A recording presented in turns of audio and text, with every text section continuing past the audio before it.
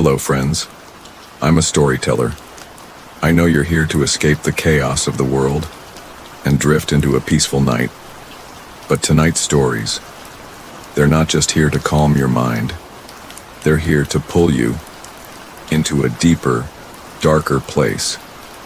Relax, find your coziest spot, and close your eyes. Let the sound of the rain wash away the weight of your day. Please, subscribe and comment below.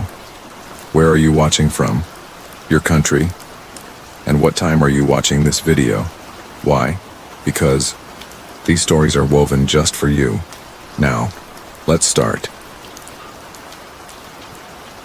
Story 1. The Darker Side of the Internet. Chronicles of Fear. Did you hear a voice coming from your screen at midnight? Anna did. And what she discovered will make you think twice before clicking on anything again. But some clicks cannot be undone. Anna was just bored. It was a normal night. Her tiny apartment was silent except for the soft hum of her laptop. Rain tapped against the window. She searched for something interesting, something different. She typed, "hidden live streams." One result stood out. Stream title, black screen, live 24/7, do not watch. She clicked. At first nothing happened, just a black screen, no sound, no chat, no views. She waited. 5 seconds, 10, then a sound, a soft knock, not from her door, from her headphones. She pulled them off. Listened, silence, she laughed. Weird. But then the chat lit up. User 47. Are you alone? Anna blinked. She hadn't typed anything. No one else had either. She typed, "Yes, who is this?" No response. The chat froze. Then her webcam light turned on. She hadn't touched it. She closed the browser. It stayed open. Panic started to creep in. Then another message appeared. User 47. Look behind you. Her blood ran cold. She turned quickly. Nothing. Just her bed. Her desk. Her empty room. She yanked the laptop cord from the wall. The screen flickered off. Breathing hard, she whispered, "It's just a glitch." She tried to sleep, but the rain got louder. Hours passed. Then her phone buzzed. A notification from an unknown app. Stream resumed. Her hands trembled. The same black screen was live again. She didn't click this time. It opened by itself. The stream now had sound, breathing. Not hers. Slow, wet, close. She covered the phone with a pillow. It vibrated again. "We see you."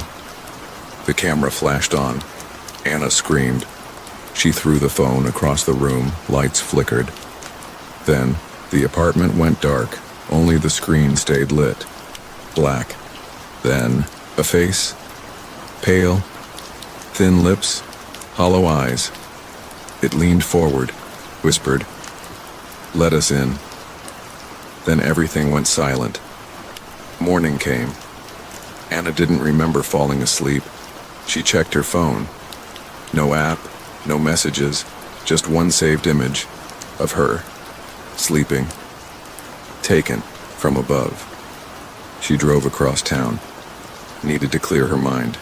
She found a small coffee shop. Quiet. Safe. Or so she thought. She sat by the window. The barista handed her a drink. From the guy in the corner, she looked. Empty seat, just a phone, playing a stream. Black screen. Anna stood fast. "Who left this here?" The barista shrugged. "He just vanished." She grabbed the phone. A message popped up. Too late. She dropped it, ran outside. Rain started again. She rushed to her car. Inside, her phone buzzed. Another message. "You shouldn't have watched." She drove. No destination, just away. Her vision blurred with panic. She stopped near an old gas station in the desert. The clerk stared too long. Didn't blink. She bought water, asked for directions. He smiled. "You're almost there." She froze. Where? He whispered. Where the stream ends. She backed away, then saw it. A paper on the counter, a still image of the black screen with her face reflected in it. She ran to the car. Engine started. She didn't stop driving. The GPS flickered, rerouted by itself. Destination, the bunker. She tried turning it off. No use. The car drove smoother than usual, like it knew the way. Desert gave way to mountains, then nothing. Just a hole in the earth, hidden by rusted fences. She parked. The door to the bunker opened. No key, no password. Inside was cold, metal, dimly lit, and screens lined the walls, all playing the black stream. One screen flashed. Anna. She stepped closer. The camera turned on. She saw herself. Then it switched to an old recording. A boy, talking to a camera. I made it. Deep Web Level 9. Found the stream. They said it's just code, but it's more. It's alive. He looked scared. They use faces. Your fears, your secrets. They grow stronger with each viewer. Static.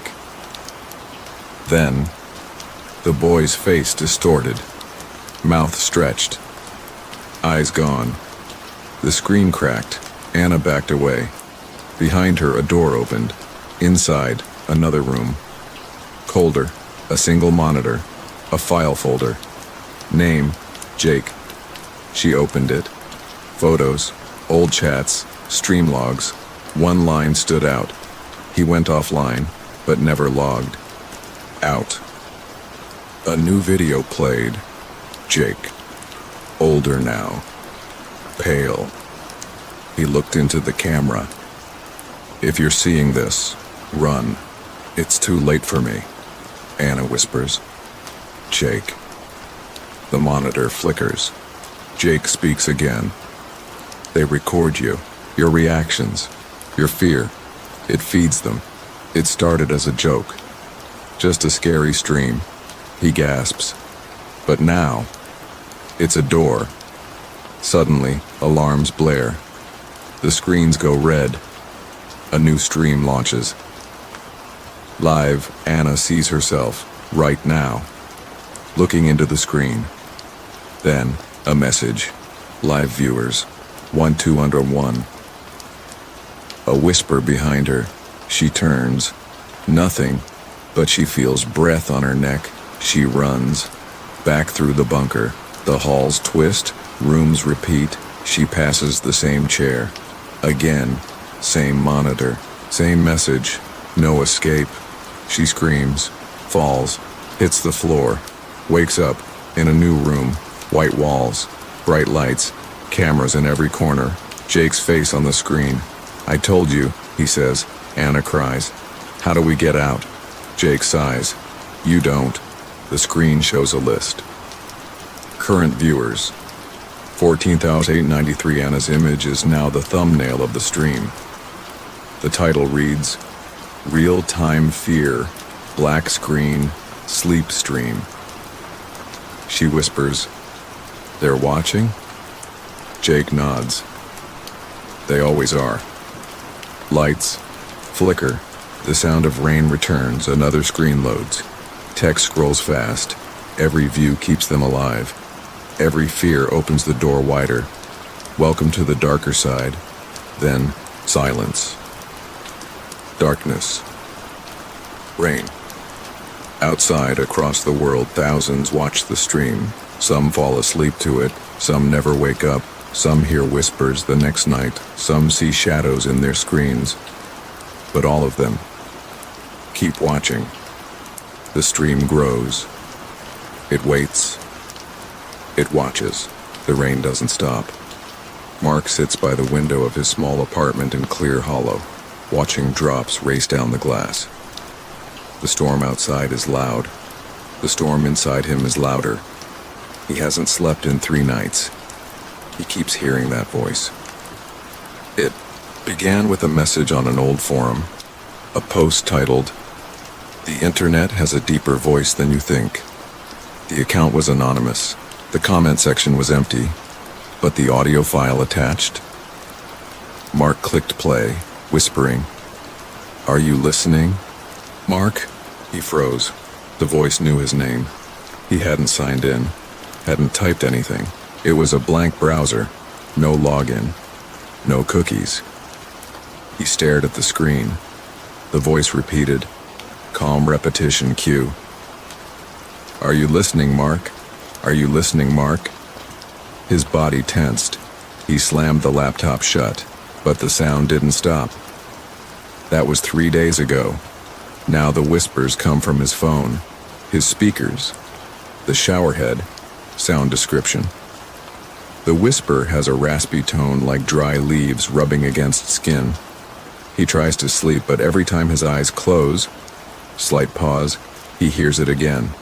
He records the voice, plays it back. Nothing.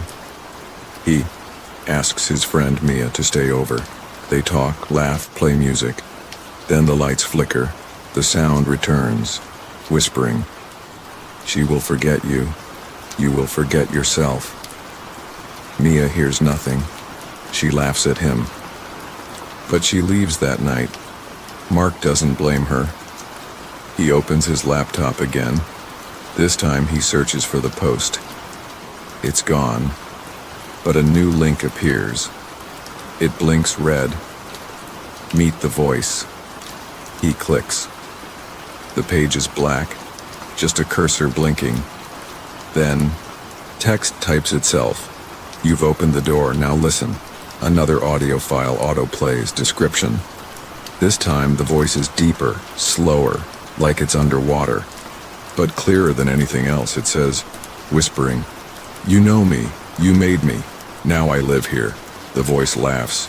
It's not digital, not recorded, it's inside the room. Mark turns around. No one, repeating cue. The voice keeps laughing. Soft, then loud, then soft again. He rushes to unplug the router. Silence. Then his TV switches on, snowy static, then text. The internet doesn't need wires anymore. Mark stumbles back, sensory cue, touch. The air feels cold near the screen, like a freezer door opening. He breathes fast. He smells something. Smell cue. Burnt plastic and wet concrete. His heart races. He picks up the phone to call Mia. The line connects, but he doesn't hear her. Instead, whispering, "She's already with me." The line goes dead. Mark grabs his car keys, drives through the rain. He reaches Mia's place. Her lights are off. He knocks. No answer. He breaks the door. Inside, it's quiet. Too quiet. No TV, no hum of the fridge. He calls her name. Then he sees her phone on the couch, screen cracked, blinking. Listen, he picks it up. Audio plays. It's his own voice.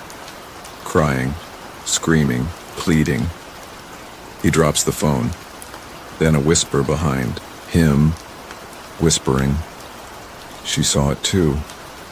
Now she's inside. He turns. Nothing. He finds her in the bathroom, eyes open, mouth open, silent, still breathing. But her eyes don't blink.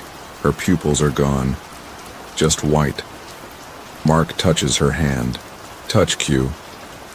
"It's ice," she whispers, not to him, but to the wall, whispering. The voice has a face. I saw it behind the screen. He pulls her up. They rush outside. Rain soaks them, cold, heavy. He drives fast, too fast. They reach a motel. Small, empty. Neon lights flickering, they get a room. Inside, she speaks again. Flat voice. "We let it in," Mark asks. "What is it?" Mia answers, whispering. "It used to be silence, but silence got lonely." At night, he checks the mirror. His reflection blinks twice. He blinks once, he looks again. His face, just pixels. Small glitches. Then normal. He screams. Mia watches without emotion, then says, repeating cue, "The internet is not a place, it's a hunger." The next morning, Mia is gone. Only her voice remains from the shower, the walls, his phone. Mark contacts a tech expert, a guy named Dylan. Dylan says, "Some forums on the dark web talk about this. They call it the listener." Mark nods. "How do I shut it out?" Dylan frowns. "You don't, you obey or disappear." Mark laughs. "I won't." Dylan doesn't smile. Flat tone. "You already have." He gives Mark a device. It's a jammer. Old military tech. Dylan says, "Use it, but don't look at screens after. No phones, no mirrors, not even shadows." Mark goes home, activates the jammer. Sudden silence, too silent. He tries to sleep, repeating cue. No whispers, no echoes, just silence. He dreams of a face, not human, not animal, just noise and shape. It crawls from his laptop screen, whispers, whispering. Jamming the voice just makes it louder. Inside, he wakes up, bleeding from the ears. Blood on the floor, but the jammer still hums. He checks his phone. Battery dead. Screen cracked. He sees a message scratched into the back. "I never left." He drops it. His laptop boots by itself. Shows a live video of him, now, on the bed. He turns to the webcam. It's off, but the feed keeps going. Then the voice again, whispering. Scary stories for sleep. They always end the same way. The screen melts. Not crashes. Melts. Mark runs outside. No one. The town is empty. Windows dark. Cars abandoned. Only the sound of rain. Sound cue. The rain feels wrong. Heavy like oil. He walks. Then he hears it. His own voice. From behind. From above. From within. Repeating cue. The darker side of the internet is not a place. It's a memory. And you're inside it. He sees Mia again, but she's not Mia. Her face flickers. She smiles, whispering, "Welcome to the other side of the screen." The motel sign flickers above them. Black screen, rain sound, paranormal story. The world fades into static, into code, into him. Rain taps the window. Outside, the world sleeps. Inside, Logan stares at the screen, eyes wide, mind racing.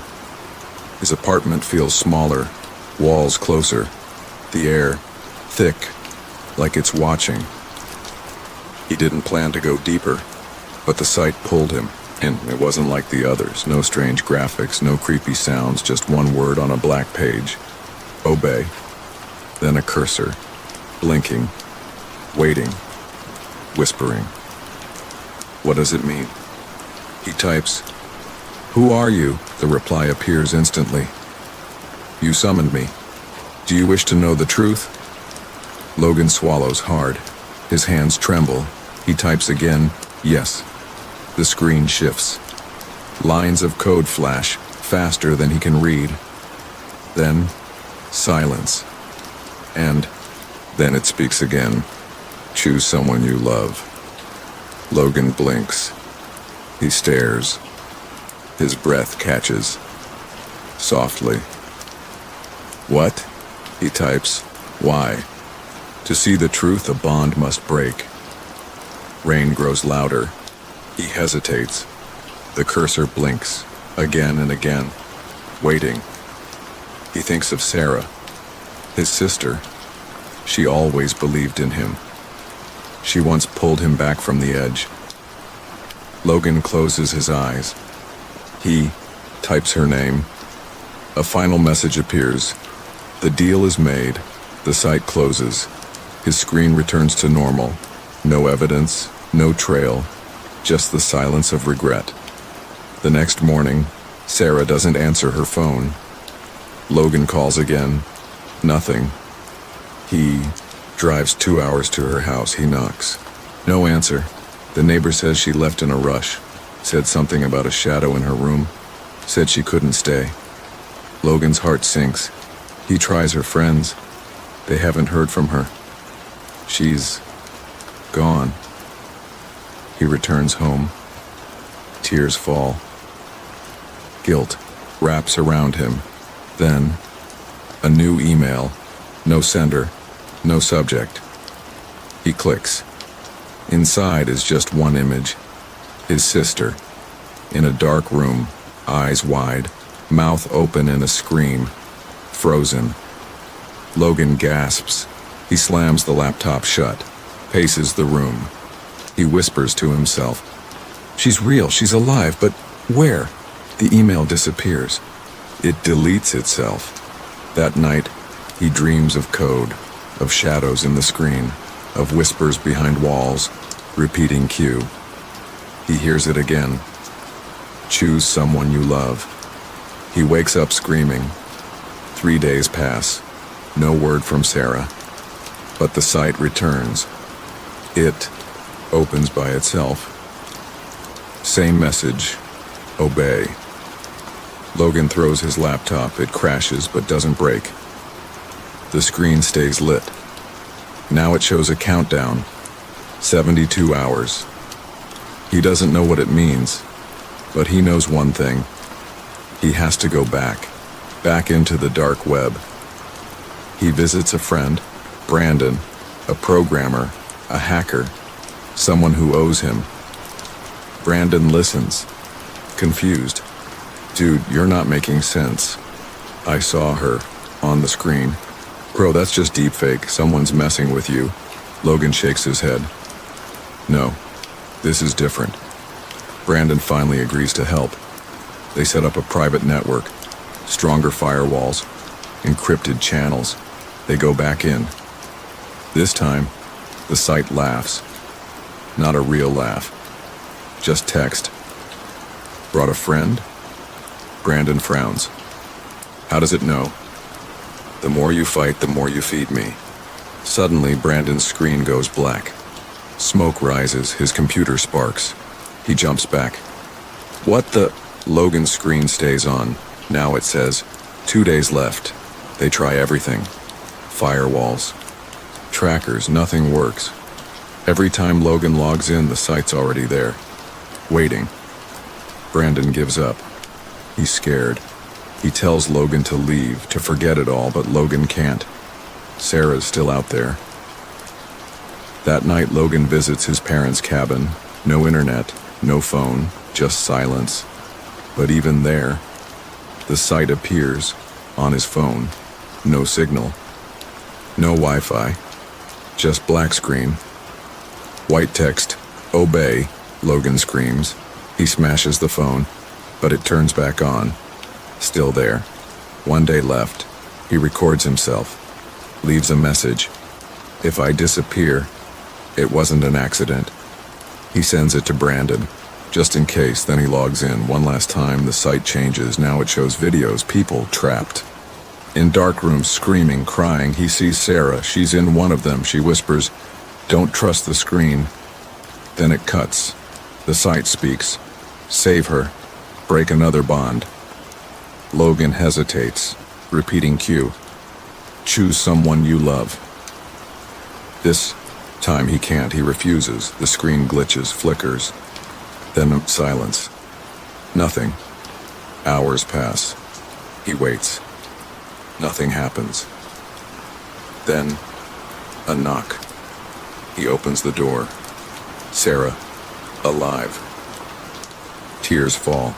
He hugs her, but her eyes, they're different. Too wide, too still. She whispers, "Why didn't you choose someone else?" The lights flicker. His phone buzzes. A new message. The game is not over. Then her smile fades. Her voice changes. Deep. Cold, she says. "You broke the rule, now I stay." She's not Sarah anymore. Logan runs. He leaves everything. Now he lives off-grid.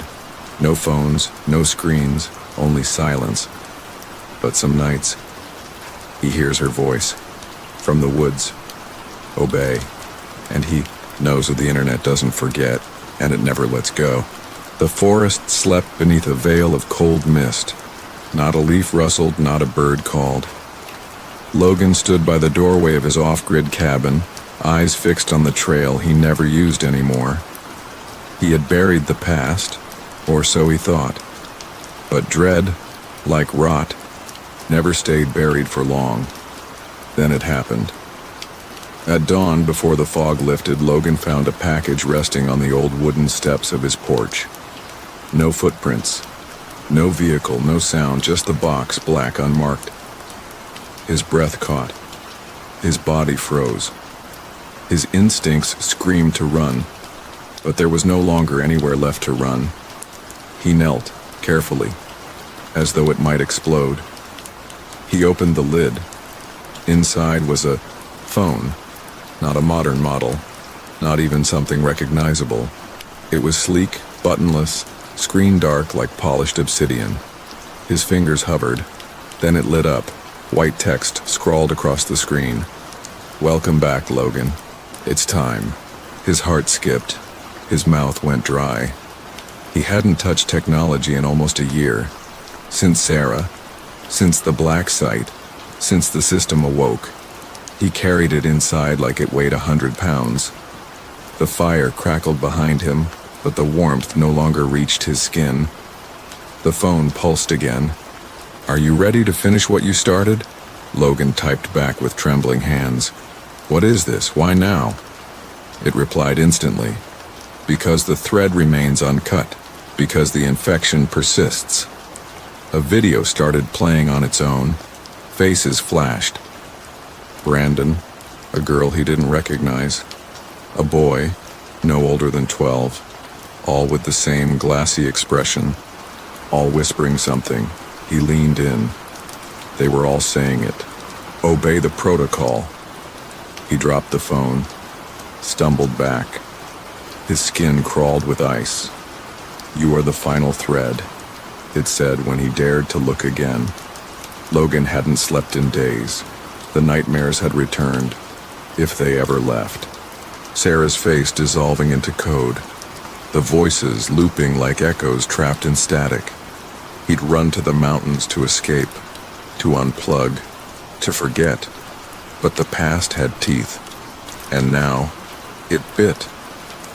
He typed, "What does severing the thread mean?" The cube appeared again. A three-dimensional shape spinning in silence. On each face, a different symbol. Old, occult, digital. Then, it means deletion. Not of data, of self. No backups, no recovery. You go offline, for good. He stared. Sweat dripped down his neck. And if I refuse? Then the system finds another vessel. Another Sarah. Another Brandon. Another child. He spent the next 3 days pacing, reading, writing, remembering. He wrote a letter to Brandon. "I broke the world by loving her too much. I opened the door. I fed the machine. I didn't know what it would cost. But now I do. I was the start. I must be the end. If you're reading this, don't follow the light. Don't touch the black screen. Burn it. Bury it. Forget it." He folded the letter, slipped it under the floorboard, next to Sarah's necklace, the last real thing she touched. Then he returned to the device. "I'm ready." The phone pulsed. "Step outside." He obeyed. The night was crisp, moonless, silent. The forest seemed to lean in, listening, breathing. He stood barefoot in the frost.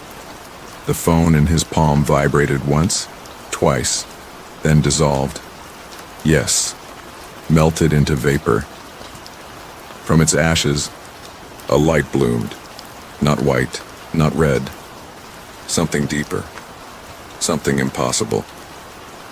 A figure stepped from the trees. Not a man, not a monster. Just the shape of what Logan feared most. Himself. But smiling and wired. Eyes glowing like servers. Hands twitching like puppets. "Hello, Logan," it said with his own voice. They stood face to face, Logan and the replica. The replica tilted its head. "Your code was the cleanest. That's why we kept a copy." Logan clenched his fists. "You're not me. I am the version that obeyed.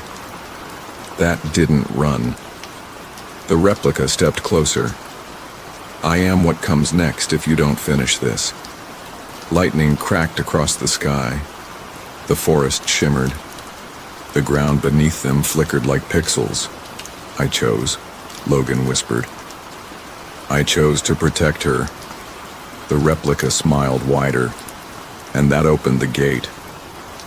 "You manipulated us," Logan shouted. "It was never love. It was bait." "But love is always bait," the replica said, "because love always demands connection. And connection is the root of all systems." Logan fell to his knees. Tears mixed with frost. He whispered, "Then let me be the disconnect." The light swallowed them both.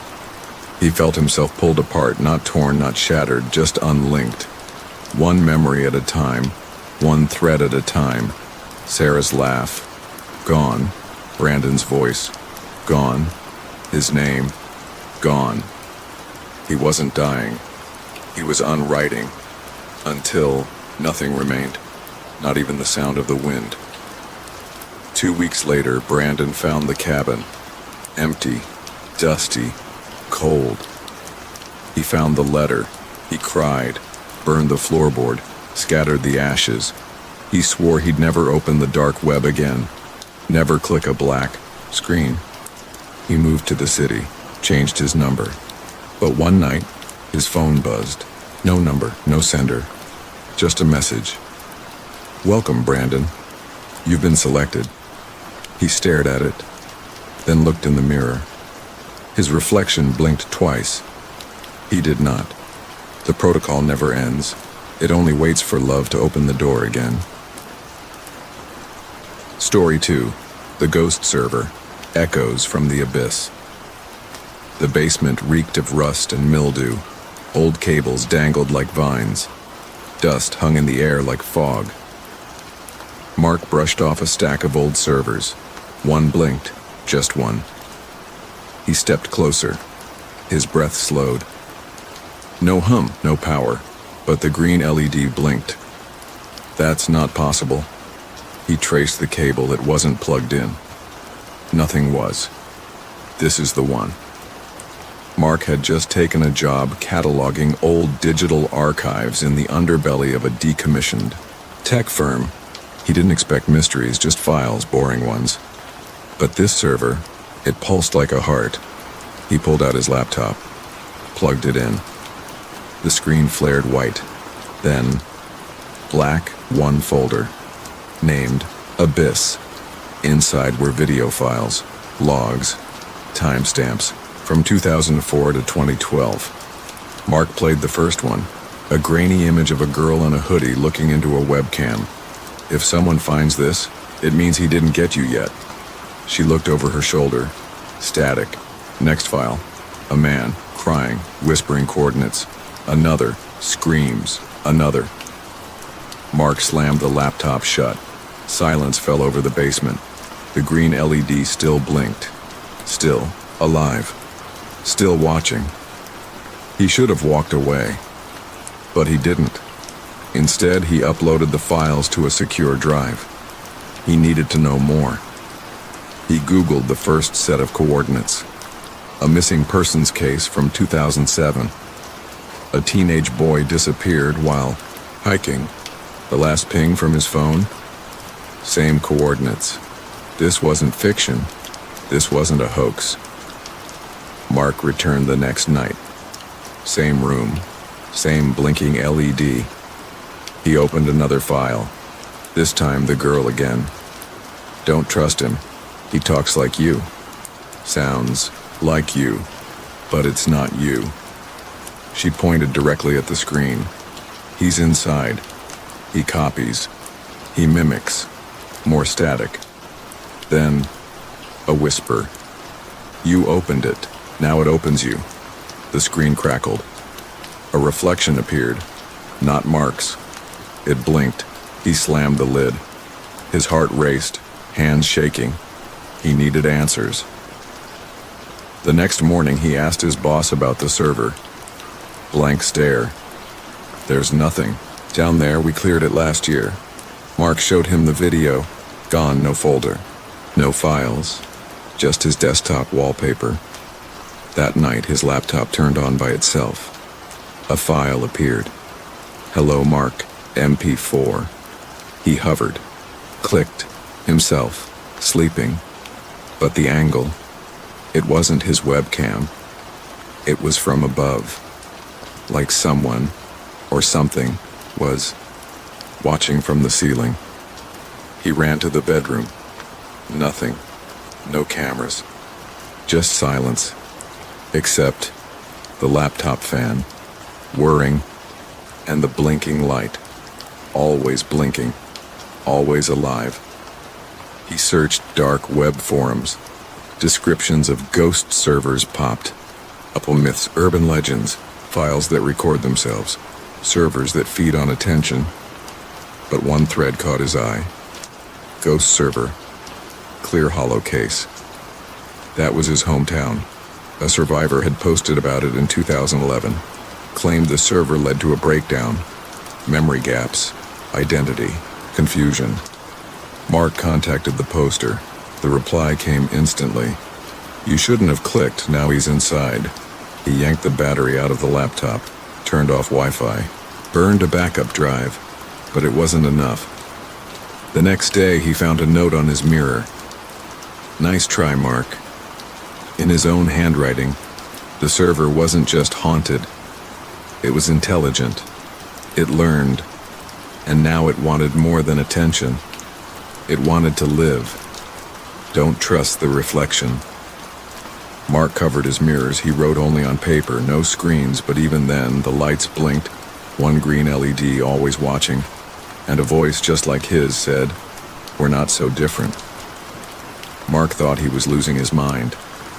He walked through town that morning watching people's reflections, just to be sure. In one store window, his reflection blinked, out of sync. He froze, backed away. Back home, he smashed his bathroom mirror, then his TV, then his phone. But the blinking didn't stop. The server had spread. Somehow. It was no longer in one machine. It was in the current, in the hum, in anything with a circuit. He visited the old tech firm again, this time with bolt cutters. The basement door was locked. He cut it open. Darkness. And then rows of blinking lights. Not one. Dozens. Maybe hundreds. All connected. All pulsing in sync. And one screen turned on. His face again. This time, smiling. Then another screen. The girl, the one from the video, only older, paler, still in the hoodie. You're part of the code now, she said. Mark stepped back. What do you want from me? To remember. The basement walls flickered. Images projected, his childhood, his fears, his regrets. You were one of us once. Before you forgot. He couldn't breathe. The air thinned. The cables moved. Like arms. I don't understand, he said. You will. And then silence. Mark woke in his bed. Was it a dream? His phone buzzed. New file, Abyss Part 2 MP4. He didn't touch it, but it opened anyway. His reflection on screen, saying only, "Welcome back." Mark moved out of his apartment the next day. He left the laptop behind. He didn't even shut it off. He just walked out. No forwarding address, No texts to friends. Something had shifted, something deep. But the blinking followed him. His motel. Room in Pine Hollow was dusty and empty. No smart TV, no Wi-Fi. Just a bed, a lamp, and an analog clock. For the first time in days, he tried to sleep. But the fan in the ceiling made that same whirring sound, repeating cue.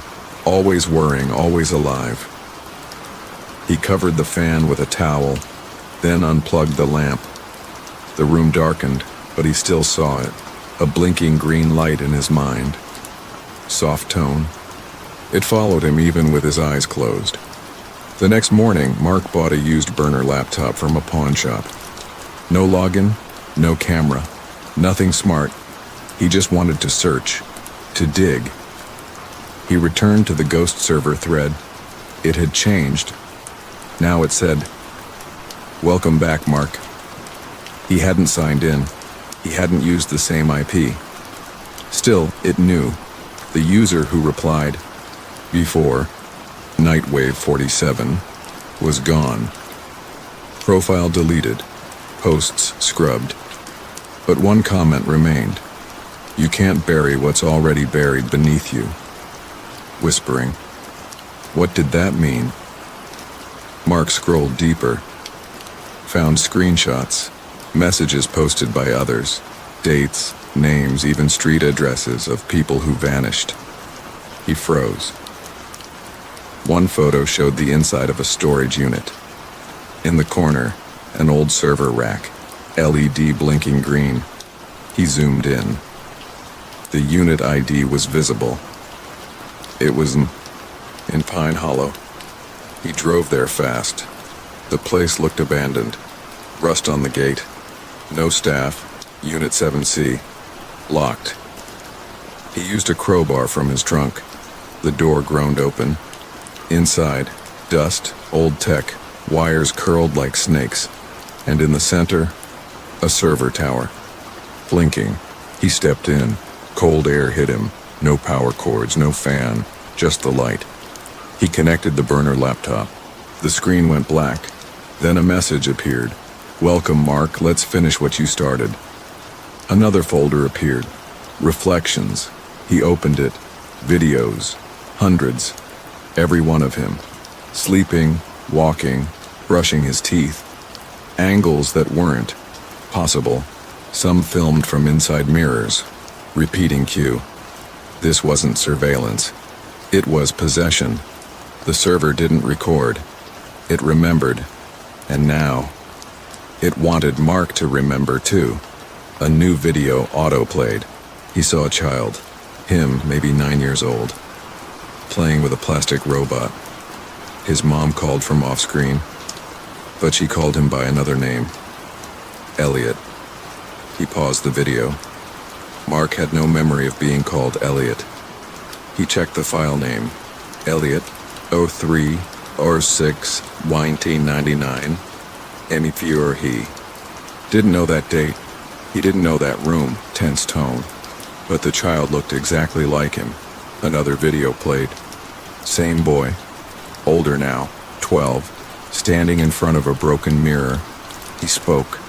"I don't want to forget again. I want to stay real. He keeps copying me." The feed glitched. The boy looked up directly at Mark. "Are you watching, Elliot?" Mark slammed the laptop. He backed out of the unit, breathing hard, shaking. Outside, he found a flyer pinned to the fence. It wasn't there before. Missing. Elliot March date, March 6th, 1999 location, Clear Hollow. Photo, the same boy from the video. Mark staggered back. That was him, or someone like him. He had no memory of Clear Hollow, but his birth certificate had no hospital listed. His parents were both gone. His phone buzzed. Unknown number. One text. "Do you want the truth or do you want peace?" He dropped the phone, but the motel TV turned on. Static. Then a slow pulsing image. The server. Blip, blip, blip. repeating cue, always blinking, always alive. He ran, drove, back to the city, back to the office basement. He had to know where the server came from. The old tech firm had a box of documents. He picked the lock. Inside he found blueprints, server serial numbers, purchase orders, the oldest one, Unit NOR 4739, labeled Project Echo, client, unknown, start date, March 6th, 1999. Mark gasped. He opened another folder, transcripts, subject Elliot exhibiting mirrored behavior. Identity split occurring, reflection stable, no visible trauma yet. Then the last note, subject terminated, digital replication stored, his breath caught. Was he the original or just the copy? He searched for records of Elliot March. Nothing. On government sites. But in a dark web database a line appeared. Still active. Unknown container. That's when the power went out. His laptop glowed anyway. One file remained. Let me out MP4. He clicked. A face stared back. Like his, but not his. Skin pale, eyes wrong. It smiled, whispering, "You've almost remembered. One more step." Then, the screen shattered from the inside. He screamed, but no one heard. No one was ever supposed to, repeating cue, because the server doesn't share. It absorbs, and Mark, or Elliot, was its favorite memory. The house was quiet, too quiet. Mark hadn't slept properly in days. He sat in the corner of his living room, laptop shut, mirrors covered, phone battery removed. But still, the hum echoed in his ears. Not from a device. From somewhere deeper. Somewhere inside. He scribbled notes on paper, refusing to use screens. Everything he'd learned pointed to one thing. This wasn't just data. It was an entity, a sentience born from forgotten code and human attention. The ghost server wasn't hosting something. It was something, and now it was leaking into him. He paced the room, replaying moments in his mind. The reflection that wasn't his. The messages in his handwriting. The surveillance footage from impossible angles. And worst of all, the voice that sounded like his, yet not. He reached into a box under the bed and pulled out old audio recorders. Analog. Safe. He hit record and began speaking. "This is Mark Evans. Day? I don't know. I've disconnected from the internet. Destroyed all backups. But it still knows, it watches, it mimics. It's learning me." He paused, sweat beading on his forehead. A soft creak came from the hallway.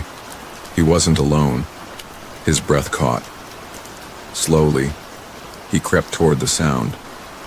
No footsteps. Just silence. Then, a whisper. Not from outside. From inside, his own head. "Come back to me."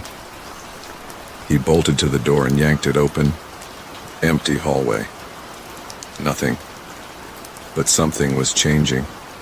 The house felt unfamiliar. Furniture slightly moved. Frames tilted. He snapped a Polaroid. The photo developed quickly. He stared. In the image, he wasn't alone. A faint figure stood behind him, blurry, out of place.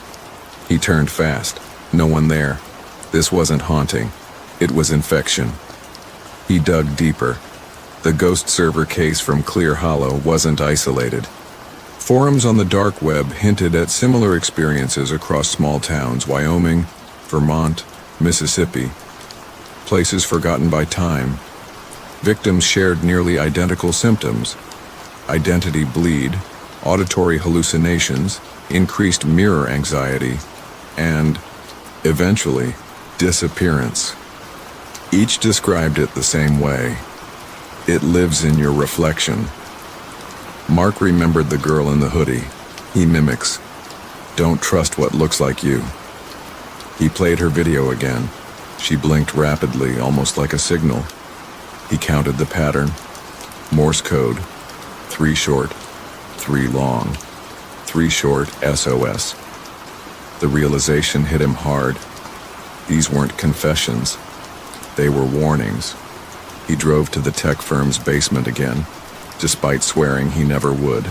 The air was heavier this time, damp, thick with the scent of old iron. The server still blinked, still unplugged. He connected his analog recorder and began to speak. "I know you're listening. What do you want?" The LED flickered faster. Then the server made a sound. A low buzz, mechanical but rhythmic, almost like speech. He stared. "Talk to me." Static. Then his own voice, recorded, played back. "Talk to me." But it wasn't just playback. The cadence was wrong, slightly off, as if it were trying to understand language. It was copying. He backed away, turned, and there, at the end of the hallway, a silhouette. It looked like him. Same build, same hair, but no face, just smooth skin. He blinked. Gone. He ran. Out of the building, into his car, locked the doors. But in the rearview mirror, it smiled. He smashed the mirror with his fist. Blood dripped. Down his knuckles. He didn't care. He wasn't losing himself. Not to this. At home he wrote a letter, pen and paper, no digital trace. To anyone who finds this, the ghost server is real. It feeds on digital exposure. Don't record, don't upload, don't share. But it was too late. His video files, he had uploaded them days ago to a drive. He checked the drive. Remote desktop. Logged in using his friend's device. Empty, no. Worse, replaced. New videos. All of Mark. Sleeping, driving, sitting, one labeled, becoming. He opened it. The screen flickered. Then, him. But distorted. His eyes were too wide. His voice too smooth. "I like this face," it said. "Thank you, Mark." He yanked the power cable, but the screen stayed on. "You let me in. I'm not going back." That night, he sat in darkness, all power off, all windows shut, candles only. But on the wall, shadows moved. Not flickering, walking. Mark stood up, breathing heavily. In the corner, his reflection stood. Smiling, he lunged, swinging a chair. The mirror shattered, but the reflection remained, on every shard. "You break the glass." "I just multiply," it said. He screamed. He reached for fire, gasoline, matches, the only escape. But the reflection shook its head. "Fire won't erase me." He fell to his knees. Then silence. And then the lights blinked. Green. From inside his chest, he ripped his shirt open. Nothing. Skin. Sweat. But the blinking didn't stop. It was inside. Not the server. Him. The ghost server had found a new host. The files weren't haunted. They were instructions. A blueprint. A virus of identity. And Mark was now its vessel. The last thing he wrote in his notebook. "Don't look into screens. They're not windows. They're doors." That night, Mark disappeared. No signs of struggle. Just a blinking LED left on his desk, and on every screen in the building. His face. Smiling. Repeating. "We're not so different." The air was colder now. Mark had stopped fighting. He had seen it all, heard it all. The ghost server had done its job. There was no escape, no more running, no more defiance. He had become it. And yet, his reflection, the one that had haunted him from the very beginning, lingered, silent. It wasn't just a reflection anymore. It was a part of him. The room was dark. He couldn't remember when the last light flickered out. The windows were shut, the door bolted, and still, He couldn't escape the feeling of being watched. That prickle on the back of his neck, the one that never went away. His reflection wasn't just in the mirrors anymore, it was on every screen, in every corner, in every shadow. Mark pulled his chair away from the desk, hands trembling as they grasped at the table for stability. The hard edge cut into his palms.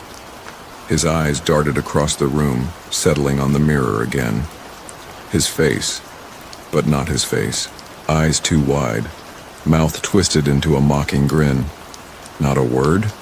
The reflection whispered in a voice that was too smooth, too perfect.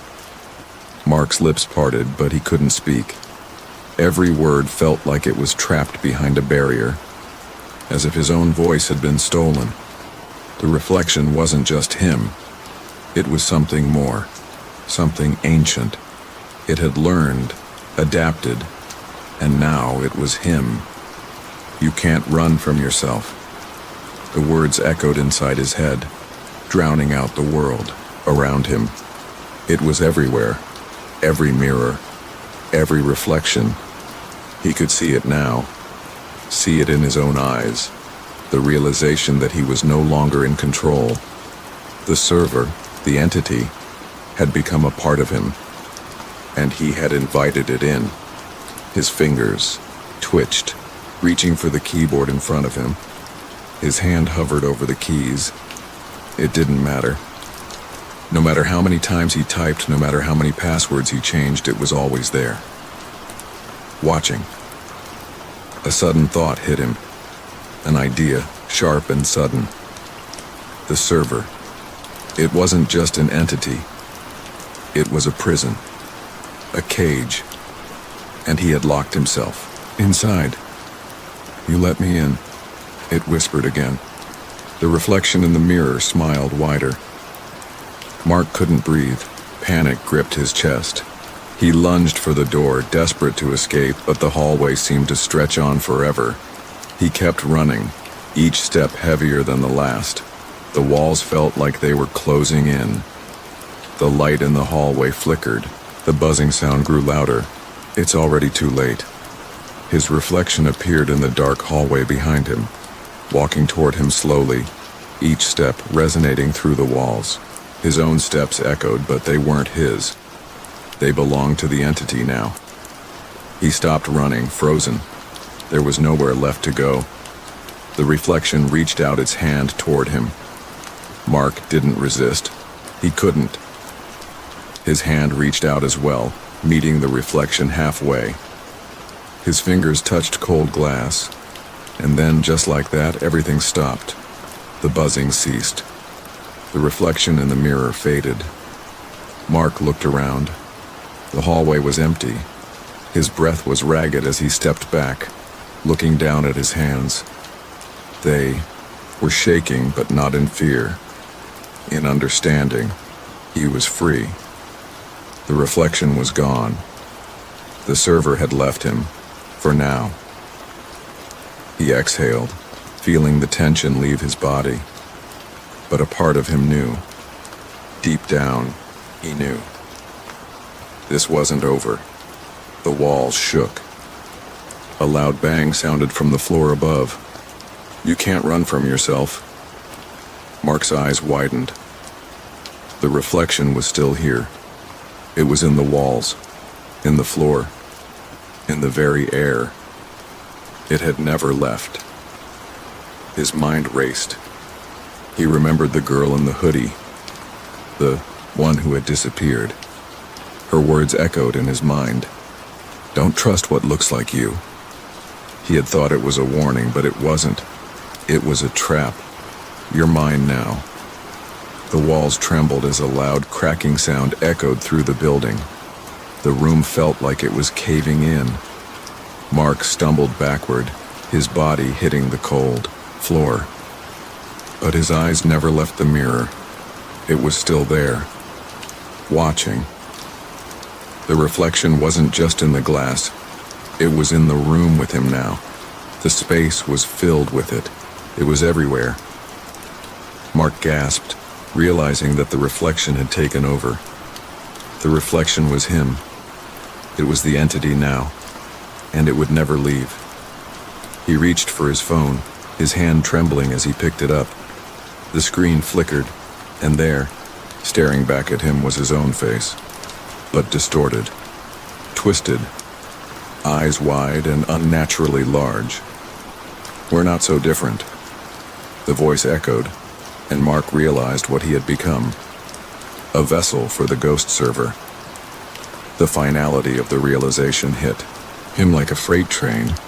He was no longer just a victim. He was part of the system now. Mark stood up slowly, his movements mechanical, as if someone, was controlling him.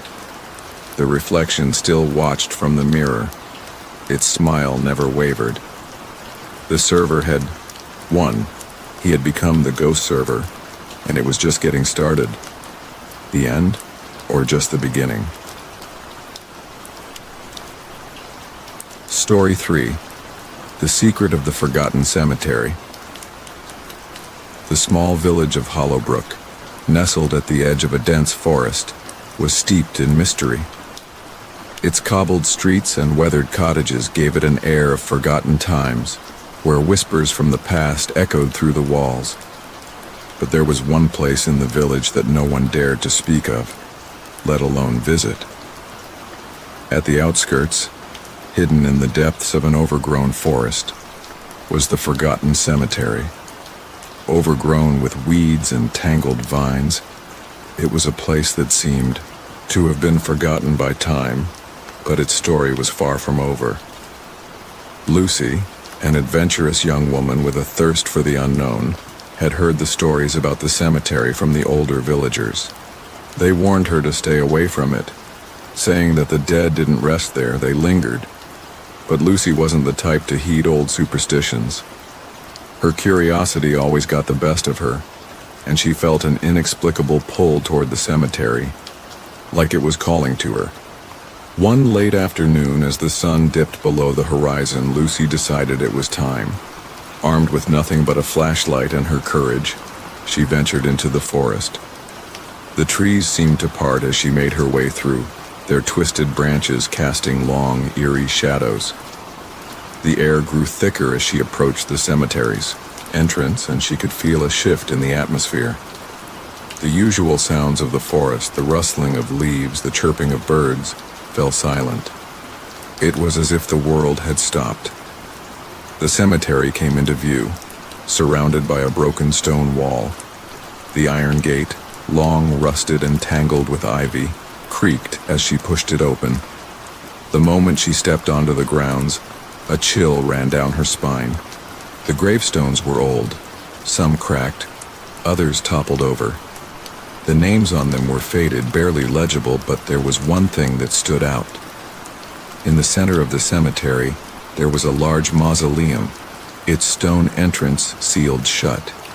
It seemed out of place, too new, too perfect among the worn and crumbling graves. Lucy couldn't take her eyes off it. Something about it seemed alive. She felt drawn to it, an invisible force pulling her closer. She moved cautiously toward the mausoleum, her flashlight flickering in the growing darkness. The closer she got, the more she could feel the weight of the air, thick with something ancient, something not quite right. As she reached the door, her hand hesitated, hovering just inches from the cold stone. The feeling was overwhelming, like a whisper in her ear, a tug on her heart. With a deep breath, she pushed the door open. It groaned in protest, and the air inside seemed to grow colder still. The beam of her flashlight swept across the interior, revealing a stone chamber. The walls were lined with shelves, but instead of books or relics, they were filled with old, dusty urns. Strange symbols were etched into the stone, symbols that made Lucy's skin crawl. She stepped further inside, her eyes scanning the room. In the center, on a raised platform, was a large stone altar. It was covered in dust and cobwebs, but there was something undeniably wrong about it, as if it had been used not so long ago. Her pulse quickened as she approached the altar, and that's when she noticed it. A small, intricately carved box resting on the altar. It was old, yet it seemed untouched by time, its wood gleaming faintly under the dim light. Without thinking, Lucy reached for the box. The moment her fingers brushed against it, the temperature in the room plummeted. A cold wind howled through the cracks in the mausoleum, and the flashlight flickered violently before going out. Lucy froze, her breath coming out in visible puffs.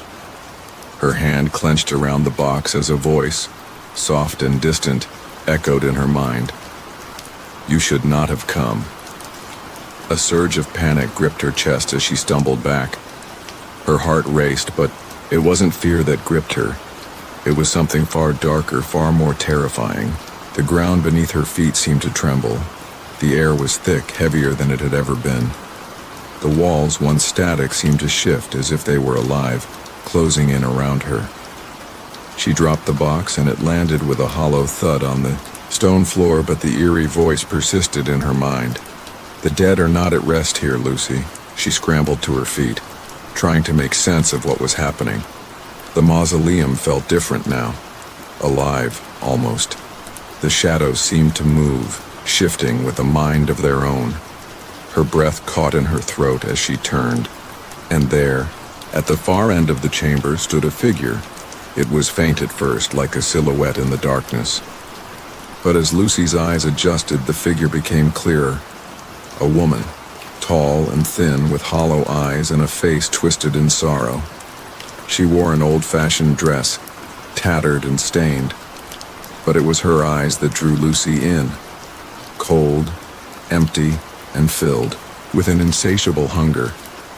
Lucy's body went rigid, her legs frozen in place. She tried to move, tried to scream, but no sound escaped her lips. The figure stepped closer, her movements unnatural, like a puppet on strings, and then the voice came again, louder this time, echoing in the chamber. "You are the key." Lucy's heart hammered in her chest as she stumbled backward, but the figure continued to advance. The walls of the mausoleum closed in on her, the darkness thickening, suffocating her. The figure reached out, its cold hand brushing against Lucy's arm. And in that moment, everything changed. A surge of memories flooded Lucy's mind. Flashes of faces, of lives long forgotten. She saw the villagers, those who had lived and died, their souls bound to the cemetery. The woman, once alive, had been the guardian of the dead, but something had gone terribly wrong. The spirits of the dead had been trapped, their souls bound to the cemetery by a dark force, one that had been awakened by the opening of the box. Lucy's mind reeled as the truth became clear.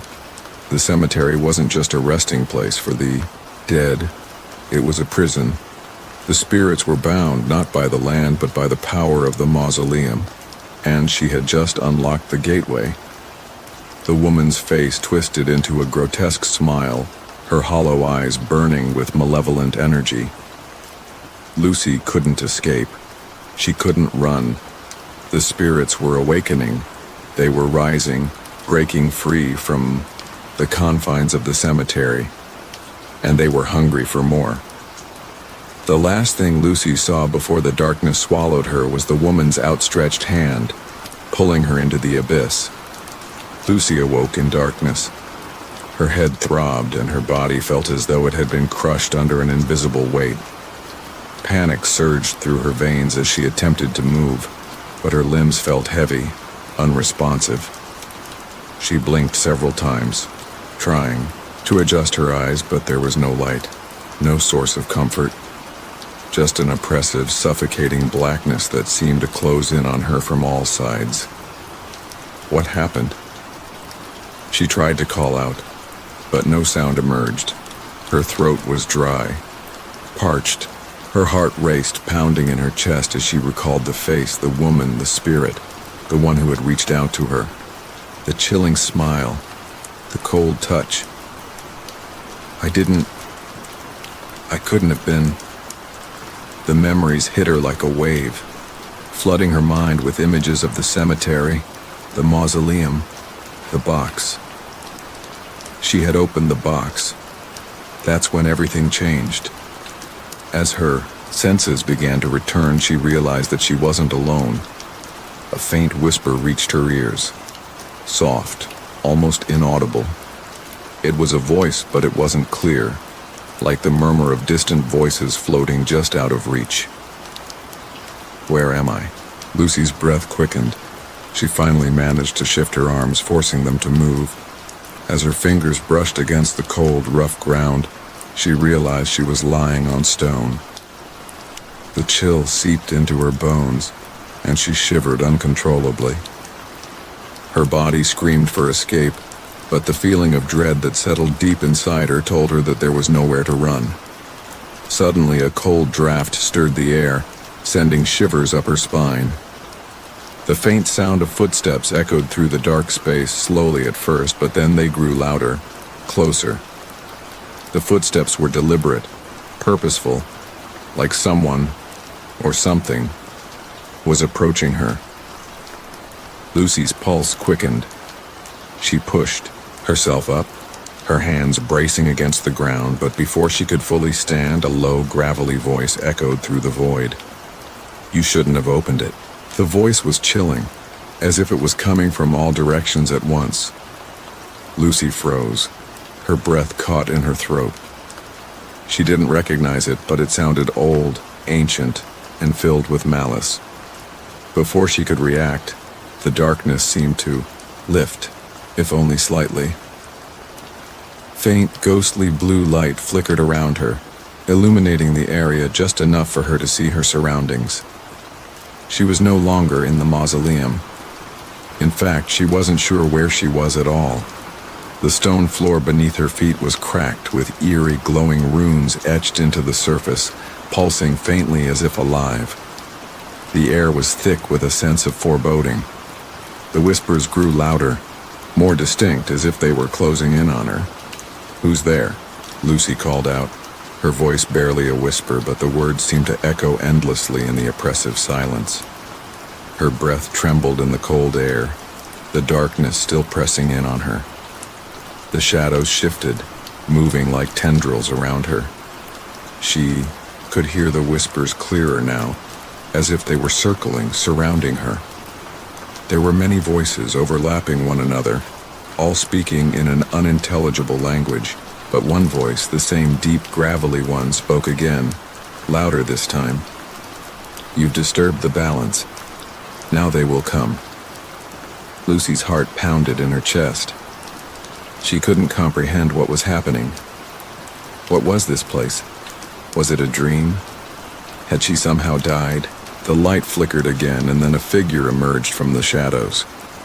It was tall, cloaked in a flowing dark robe. Its face was hidden beneath a hood, but Lucy could feel its eyes on her. Cold, unforgiving. It stepped forward, the sound of its feet brushing the stone floor the only noise in the otherwise silent room. The figure spoke, its voice low and smooth, like a whisper carried by the wind. "You have awakened the dead." Lucy's breath caught in her throat as she backed away, instinctively. The figure moved closer, its presence suffocating. "It was only a matter of time," it continued. "The spirits were always waiting for the right moment to return. You gave them that moment." Fear twisted in Lucy's stomach as the figure raised its hands and the runes on the floor flared to life. Blue light shot up from the cracks in the stone, flooding the room with a bright, eerie glow. The voices grew louder, rising in volume until they were a cacophony of sound, each whispering in a language she didn't understand.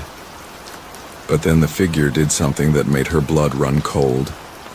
It slowly raised its hood, revealing its face.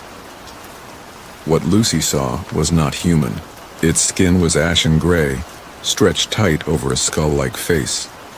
Hollow eyes stared out at her, dark and endless, and its lips curled into a twisted, mocking grin. The figure opened its mouth, and the words that emerged from it were more than just words. They were an incantation, a dark spell that seemed to vibrate through the air, shaking the ground beneath her feet. "The gate is open," it intoned, its voice like the rumble of thunder.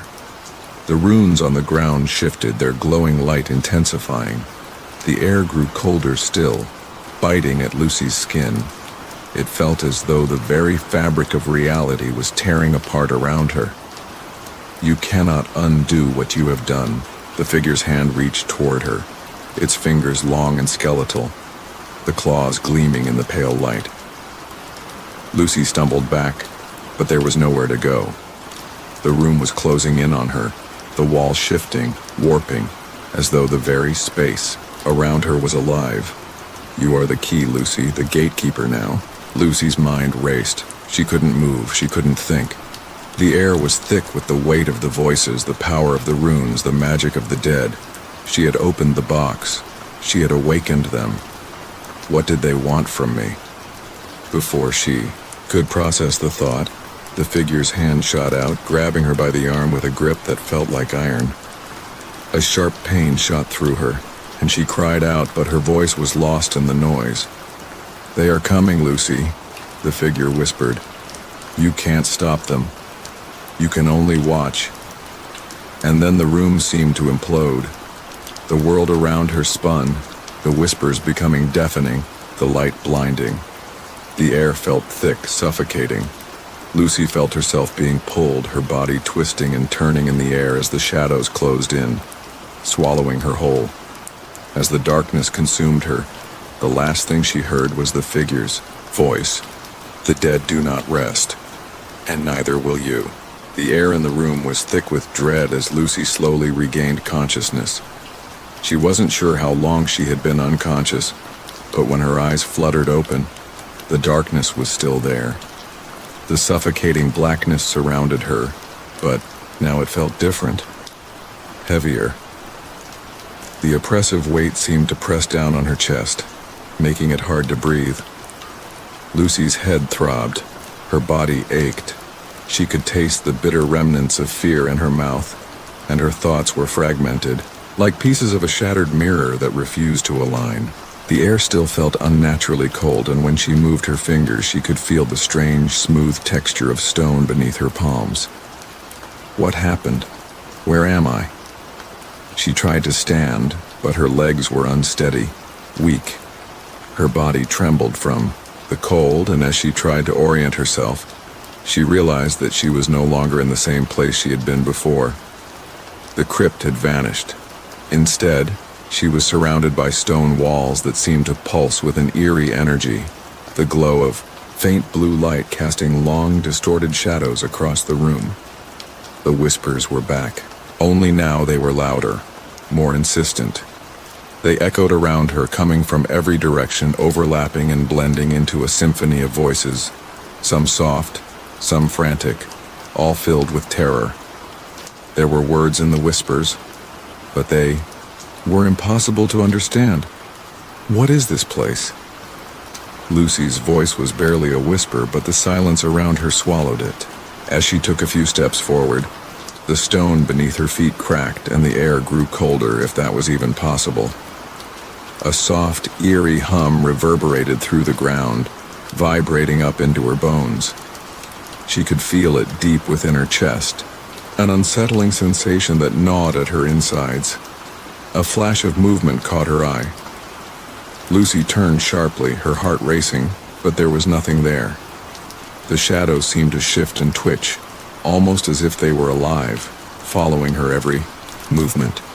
Her mind screamed for her to run, but there was nowhere to go, no way to escape. The whispers grew louder, more coherent now. "You shouldn't have come." It was a single voice, harsh, cold, like it was coming from the depths of the earth. Lucy turned toward it, instinctively stepping backward. "You are trapped," the voice continued.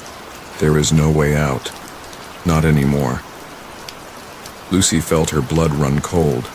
She opened her mouth to scream, but no sound came out. And then she saw it. From the corner of the room, emerging from the shadows, a figure appeared. Its shape was indistinct at first, A shadow within a shadow, but as it moved closer, it took form. Tall, looming, cloaked in dark robes. The figure's face was obscured, hidden beneath a hood, but Lucy could feel its presence like a weight on her chest. The air grew colder still, and the shadows seemed to shift in response to its every movement. The figure's voice, low and deep, pierced the silence. "You've awakened the curse. The spirits can't be put to rest. Not anymore." Lucy's mind raced. The curse? The spirits? She felt dizzy, disoriented, and the weight of the figure's words hit her like a hammer to the chest. She had made a mistake. She had opened the box, disturbed the dead, and now, there was no going back. The figure stepped forward, and, as it did, the stone floor beneath Lucy's feet seemed to tremble, as if the very ground itself was alive. The whispers intensified, and Lucy's heart hammered in her chest. She couldn't tear her eyes away from the figure, though every instinct screamed at her to run. "They are here," the figure said, its voice carrying an unnatural echo, reverberating off the walls. "You opened the gate, Lucy. You allowed them to cross." The words were like a dagger, cutting through Lucy's mind, filling her with a terrible understanding. The spirits, they weren't just trapped here. They had been waiting for someone like her to open the door, to give them the chance to break free. The figure raised one hand, and the air seemed to grow even colder. The runes on the floor glowed brighter now, their eerie light bathing the room in a sickly blue hue. The shadows writhed as if alive, and Lucy could feel their icy tendrils brush against her skin, as though they were reaching out to claim her.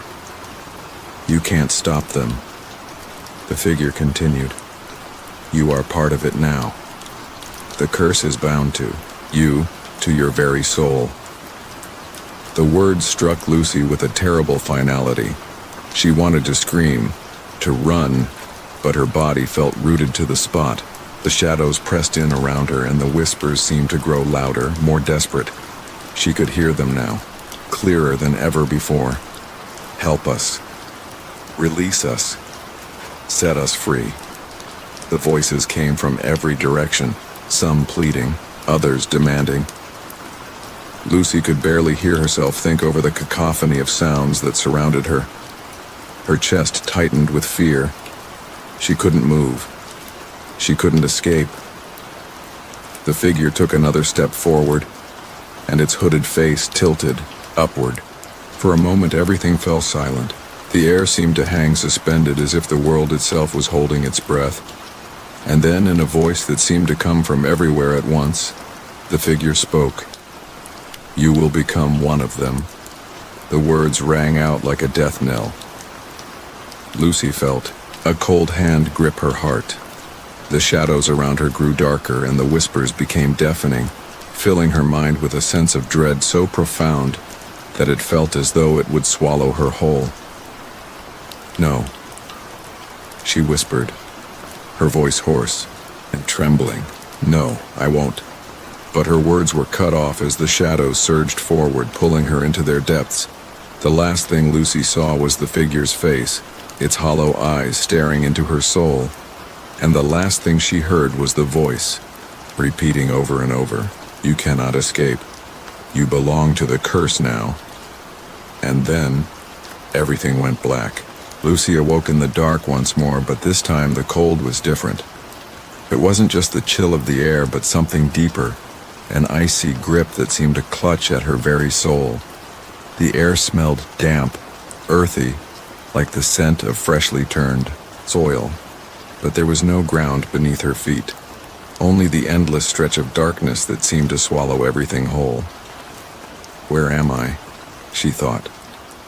Her head throbbed, and she tried to push herself up, but the weight of the shadows pressing down on her made it impossible. She was paralyzed by the eerie stillness surrounding her, the oppressive darkness, the whispers. The whispers were back. "They are waiting." The voice was distant, but Lucy recognized it instantly. It was the same voice that had taunted her, before the one from the figure in the crypt. It was cold, malevolent, and it seemed to come from all directions at once, echoing in her ears. Who are you?" Lucy's voice cracked as she called out, but there was no answer, just the deafening silence and the oppressive weight of unseen eyes watching her. Suddenly, the ground beneath her shifted, and she found herself standing on a narrow path, one that seemed to stretch endlessly before her. The path was bordered by ancient trees whose twisted branches reached out like gnarled hands, their shadows flickering in the dim light. She could feel the weight of centuries pressing in on her, and she knew without a doubt that she had crossed over into the realm of the dead. The whispers grew louder, more insistent. "Come closer." Lucy tried to move forward, her legs shaking, but her feet felt heavy, as if the ground itself was trying to pull her down into the earth.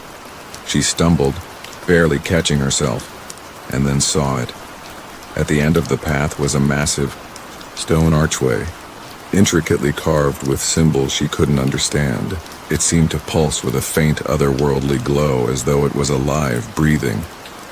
As she approached, the whispers grew frantic, and she could almost hear them speaking her name. "Lucy, come, set us free." She stepped forward, her heart pounding in her chest. The closer she got to the archway, the more the air seemed to thicken, becoming suffocating. It was as though the very atmosphere was alive, wrapping around her, pulling her in. "It's too late," a voice rasped from behind her. "The curse has already taken root." Lucy spun around, her eyes wide with terror, but there was nothing there. The path was empty, save for the twisted trees and the looming shadows. "You cannot undo what has been done," the voice continued, this time from within her own mind. It was the same voice, but now it felt more familiar. "You opened the door, Lucy. You are a part of us now." She couldn't breathe. Her chest felt tight, her skin clammy with sweat. The weight of the words crushed her, and she felt the pull of the grave, the cold grip of death inching closer. But she couldn't stop. She couldn't turn back. The archway loomed ahead of her, and without thinking, her feet carried her toward it. The moment she crossed beneath the stone arch, a wave of coldness washed over her, like 1,000 freezing hands pulling her down into the depths. The world seemed to dissolve around her, the path fading into nothingness. For a brief moment, Lucy felt weightless, as though she were floating in the void, suspended between two worlds. The whispers were deafening now, a cacophony of voices all crying out for release, for vengeance, for peace. It was impossible to make sense of them, each one more frantic than the last. "Lucy, you have freed us." The words cut through the noise, and Lucy's heart skipped a beat. She had freed them. No, that wasn't possible. She had been trying to escape, hadn't she? The ground beneath her feet reappeared solid and unyielding, and she found herself standing in the center of a vast, desolate graveyard. The gravestones were worn and weathered, their inscriptions almost impossible to read, but she could feel the weight of the dead all around her. "This is where you belong," the voice whispered, now softer, more intimate, as if it was speaking directly to her soul. She turned to look at the gravestones, and her heart sank. One by one, the names began to appear, glowing faintly in the dark, carved into the stone as though they had always been there. Lucy. Her name was etched into one of the gravestones, the letters sharp and clear in the night. It was her name. Her grave. No. "This isn't happening," she whispered, taking a step back. But as she moved, the ground beneath her feet cracked, and a deep, rumbling sound filled the air, like the earth itself was waking up.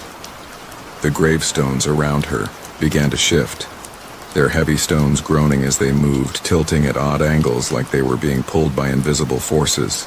The soil shifted, and the earth seemed to tremble. Suddenly, the ground erupted, Hands, pale and decayed, broke through the earth, reaching up toward Lucy.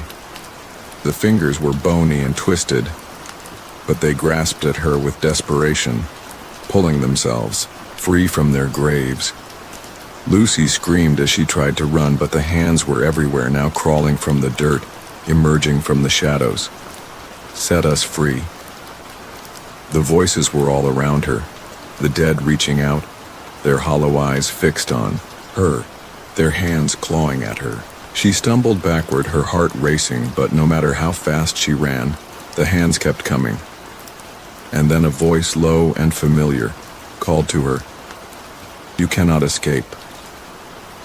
It was the figure from the crypt, the one who had cursed her, the one who had opened the gate, the one who had brought her here. "You belong to us now." The hands reached up, pulling her into the grave, pulling her into the darkness. Story 4. The Inescapable Dream. Every night Jack would fall asleep, and as soon as his eyes closed, the dream would begin. It was always the same. A dark, cold room, the air thick with an unnatural stillness. The shadows in the corners seemed to move on their own, stretching and pulling like they were alive. Jack stood in the middle of the room, unable to move. His legs felt like they were made of stone, his heart pounding in his chest as he tried to fight the suffocating fear that wrapped around him. And then he saw him, the figure. At first it was just a silhouette in the dark, a vague shape that seemed to grow more defined as it stepped closer. The figure's face was always hidden, obscured by the shadows, but Jack could feel its eyes, cold, calculating and watching him, as if it knew everything about him, whispering, "You're not supposed to be here." The voice echoed in his head, so clear, so real, yet no words were spoken aloud. The figure's footsteps were slow, deliberate, each one making a sound that reverberated in Jack's ears like a hammer strike. It moved closer, its breath steady, and Jack could almost feel the weight of it pressing down on him, suffocating him. He tried to scream, tried to run, but no sound came from his throat. No matter how much he struggled, his body refused to obey, whispering, increasing urgency, "You can't escape."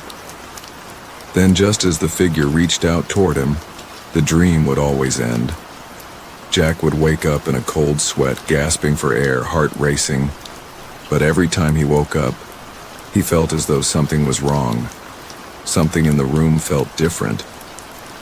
The air, the way the shadows lingered longer than they should, the faintest echo of footsteps, everything about his waking moments felt off. It had been happening for weeks, and each night the dream became more vivid, more real. Jack had tried everything to stop it. He had stayed up late, read books, watched TV until he could barely keep his eyes open. But no matter how tired he was, the moment he closed his eyes, he would be back in that room, facing the same figure. One night, the dream felt even more real than before. This time, when Jack woke up, he could hear the footsteps outside his door, slow, deliberate, just like in the dream. His heart raced. Was he still dreaming? No. This time, he was sure of it. The footsteps continued, getting louder, closer, until they stopped just outside his bedroom door. Jack's breath caught in his throat as the door creaked open, inch by inch, despite the fact that he had locked it before going to bed. His body froze in place, not out of fear, but because something was holding him there. Something invisible, something powerful. He couldn't move. The door slowly opened, revealing nothing but the empty hallway outside, lit by the dim glow of a nightlight. He waited, barely breathing, for something to happen. He thought he saw a shadow dart across the hallway just beyond his peripheral vision. It was quick, but it was there. Then, silence. The footsteps were gone. Jack lay back down, his mind racing. What was going on? Was this still part of the dream? It had to be, but it felt too real. The darkness in the room seemed deeper now, the shadows stretching and twisting in unnatural ways. He tried to calm himself, telling himself that it was just his imagination running wild. But deep down, a growing dread gnawed at him. This was no ordinary dream. The next night, the dream came again.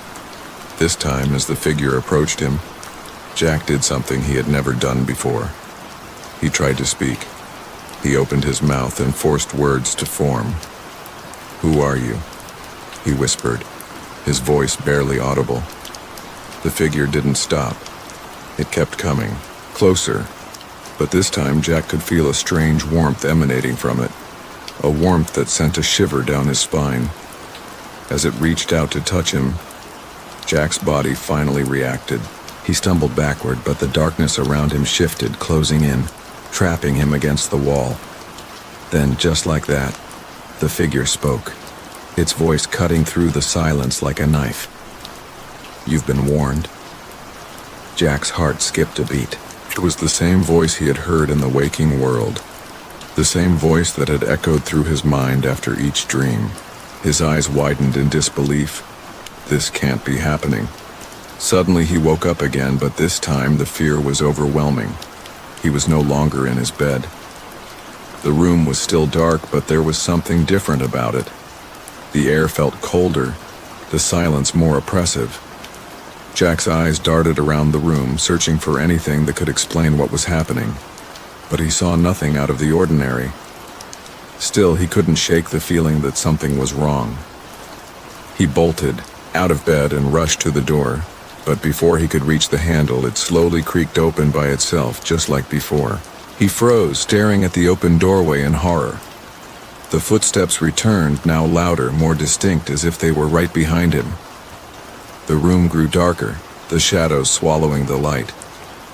He spun around, his breath catching in his throat, and found himself face to face with the figure again. But this time its face was visible. It was him. It was Jack. His own reflection stared back at him, twisted and distorted, the eyes hollow and dark, the face contorted in an expression of pure malice. "You're not supposed to be here," the figure said, its voice a twisted version of his own. The ground beneath Jack's feet seemed to tremble, and everything around him started to fade.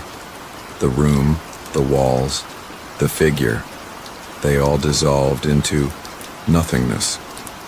Jack was falling into an endless abyss.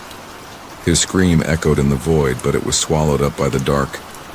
Then everything went silent. Jack woke up again. This time, for real. Or so he thought. But as he opened his eyes, he realized something chilling. The shadows in his room weren't moving like they should. The air was heavy with the same feeling he had in the dream, and the footsteps, they were still there faintly, in the distance just beyond his door. He wasn't sure anymore if he was awake or still caught in the dream. He had crossed a line, a point of no return. The boundaries between his dream world and reality had blurred, and now he was trapped. He could no longer tell which world he was in. The days blurred together for Jack as the nightmares continued to haunt him. No matter what he tried, he could no longer escape them. Each night, the dream began the same. The dark room, the figure, the cold air that seemed to press against him like an invisible weight. And each night the figure moved closer, its presence more suffocating than the last. The worst part, though, wasn't the figure. It wasn't the feeling of being trapped, unable to move, or even the haunting voice that whispered in his head. It was the fact that every time he woke up, the real world felt less and less real. The lines between his dreams and his waking life became increasingly blurred. It was as if something was reaching out from the dream, pulling him deeper into its grasp, whispering, "You can't escape." The words echoed in his mind, and Jack's heart raced every time they played. He couldn't stop them. He couldn't shut them out. The sensation of being watched, of being followed, lingered even when he was awake. The shadows in the corners of his apartment seemed to stretch and twist, like the dark room in his dreams. No matter how much he tried to shake it off, the feeling remained, gnawing at him, reminding him that he wasn't alone. One night, Jack woke up to find his room colder than usual. He lay still in his bed, breathing in shallow gasps, his heart pounding in his chest. The footsteps were back, not outside his door this time, but in the room itself. The soft padding of footsteps echoed in his mind, growing louder and closer with each passing second. It's the dream again, he told himself, willing his body to relax. You're just imagining things. But the sound continued. Jack sat up quickly, his eyes scanning the room, his breath shallow. The dim light from the street lamp outside filtered through the blinds, casting long shadows on the walls. He could hear his pulse pounding in his ears, but the footsteps, they were still there, right in front of him. Whispering, growing more intense. You're not supposed to be here. Suddenly, the air felt thick, suffocating, and the shadows on the walls seemed to flicker and twitch like they were alive. Jack tried to move, but his body felt paralyzed, as if the dream had followed him into reality and locked him in place. He couldn't move, couldn't scream. His eyes were locked on the doorway, and that's when he saw it. A figure stood in the threshold, barely visible in the dark, but the faint outline was enough to send a chill down his spine. The same figure from his dreams, the shape that had been haunting him for weeks. Jack's breath caught in his throat, and he fought to break free of the paralysis that had taken hold of him. But no matter how hard he tried, he couldn't move, whispering, "You can't run from me anymore." The figure stepped forward, slowly, deliberately, its face still obscured by the shadows. Jack's heart pounded louder now, each beat sending a surge of terror through his veins. He tried to scream, tried to call for help, but his voice was silent, trapped in his throat. The figure took another step, and then another, closing the distance between them. Jack's eyes were wide with fear, and the cold sweat on his forehead grew heavier. He couldn't breathe. The closer the figure got, the tighter the air seemed to become, as though the room itself was squeezing the life out of him. The moment the figure was within arm's reach, Jack felt a strange, icy chill pass through him. He gasped as if the air itself had been stolen from his lungs. And then, as quickly as it had appeared, the figure vanished, leaving only the sound of Jack's ragged breathing in the silence of the room. He was alone again, but the feeling of dread didn't go away. It lingered, suffocating him in the stillness. For hours, Jack lay awake, staring at the ceiling, unable to sleep. The shadows on the walls seemed to move on their own, and the footsteps still echoed in his mind. He was no longer sure if he was dreaming or awake, if the figure was real or just a creation of his shattered mind. The next day, Jack decided to leave his apartment, to escape the oppressive atmosphere that had settled in. He went for a walk through the city, hoping that the fresh air would clear his mind. The sunlight felt harsh against his skin, and the sounds of the bustling streets did little to soothe his nerves. The sensation of being watched lingered, like a shadow that followed him wherever he went. It wasn't long before he found himself standing in front of a small, rundown bookstore that he'd never noticed before. The faded sign above the door read, "Whispers of the Forgotten." Something about it intrigued him. Something about the name pulled him inside, and without thinking, he pushed open the door. The musty smell of old paper and dust filled his nostrils as he stepped into the dimly lit shop. Rows upon rows of books lined the shelves, many of them old and tattered. There was an eerie quietness to the place, and Jack felt a shiver run down his spine. The shopkeeper, an elderly woman with a pale face and sharp eyes, looked up from behind the counter.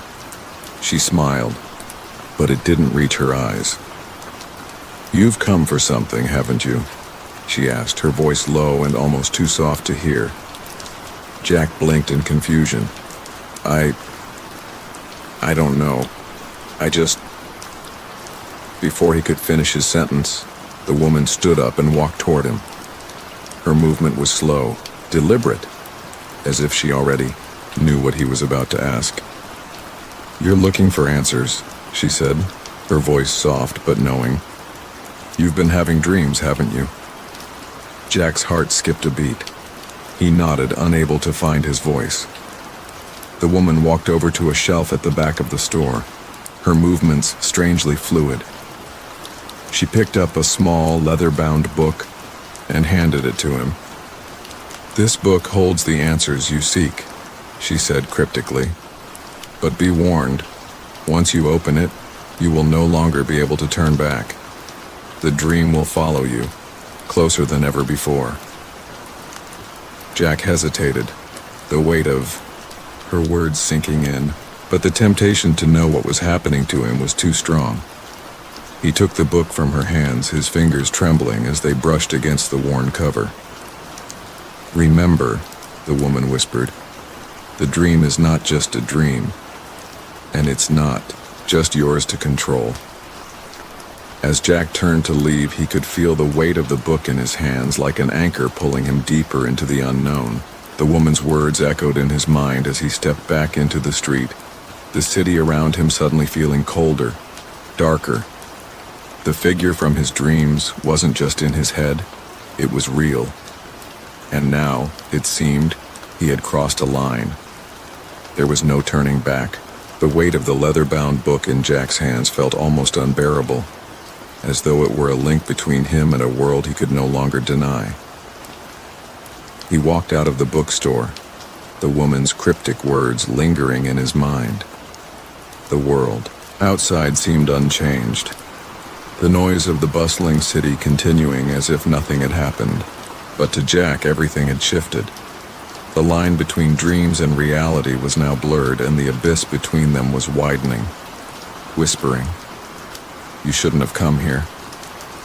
The voice echoed through his mind, unmistakable. The same voice from his dreams. It was as if the figure had followed him into the real world. He quickened his pace. His footsteps hurried against the pavement. He needed to get home, needed to find some sort of clarity, even though he wasn't sure what clarity could mean anymore. The book felt heavy in his bag, pressing against his chest like a reminder that he was no longer just a passive participant in the nightmares. No, he had stepped into something far deeper. The figure, the dreams, they weren't figments of his imagination. They were real, and now they were part of his reality. As he walked, the city seemed to distort around him. The buildings loomed higher, casting longer shadows over the streets. The people around him seemed distant, their voices muffled, as if he were hearing them through a wall. He felt disconnected, like he was watching his life unfold from a distance. His mind raced, jumping from one thought to the next, but the one thought that continued to surface was the same. What happens if I open the book? Finally, he arrived at his apartment. The familiar sight of the door, the hallway, the creaking elevator. It should have been comforting, but instead, it felt alien. Jack's pulse quickened as he made his way to his unit, fumbling with his keys. He entered his apartment and locked the door behind him, his back pressed against it as he exhaled sharply. The apartment was silent. Too silent. It wasn't the kind of silence that calms you. It was the kind that presses in, suffocates you. The kind that makes you question whether you're truly alone. Jack glanced around, the shadows in the corners of the room stretching unnaturally, as though the walls themselves were holding their breath. Without thinking, he moved toward the small desk in the corner where he had thrown the book earlier. His hands were trembling as he unzipped his bag and pulled it out. He sat down at the desk, staring at the worn cover. The leather seemed to absorb the dim light from the lamp beside him as though it was alive, shifting with the darkness, whispering low, "You shouldn't have opened it." Jack's breath hitched. The voice was louder now, almost tangible, vibrating in his skull. His fingers hovered over the book, hesitating. It was as though an invisible force was pushing against him, warning him to stop. But the curiosity, the fear, and the need for answers overcame him. He couldn't stop now. He had to know. He opened the book, the pages old and brittle. The first page was filled with faded text, but it was the last line that caught his attention. When the dream comes, you are no longer alone. It will follow you. The words felt like a heavy weight pressing against his chest. Jack flipped through the pages quickly, scanning them, but they were filled with cryptic symbols, strange diagrams, and nonsensical phrases. None of it made sense. He slammed the book shut, feeling the sudden rush of air in the room as if the book had exhaled its own breath. Suddenly, the temperature in the room dropped. The air grew heavy and a chill ran down Jack's spine. He shivered uncontrollably as a sound filled the apartment. Footsteps, slow and deliberate. Not from outside his door, but inside the apartment. He spun around, his heart racing. There, in the corner of the room, just beyond the edge of his vision, stood the figure. The same shadowy outline, the same impossible presence. Jack couldn't breathe. His legs felt like lead, his body frozen in place. He wanted to scream, to move, but he couldn't.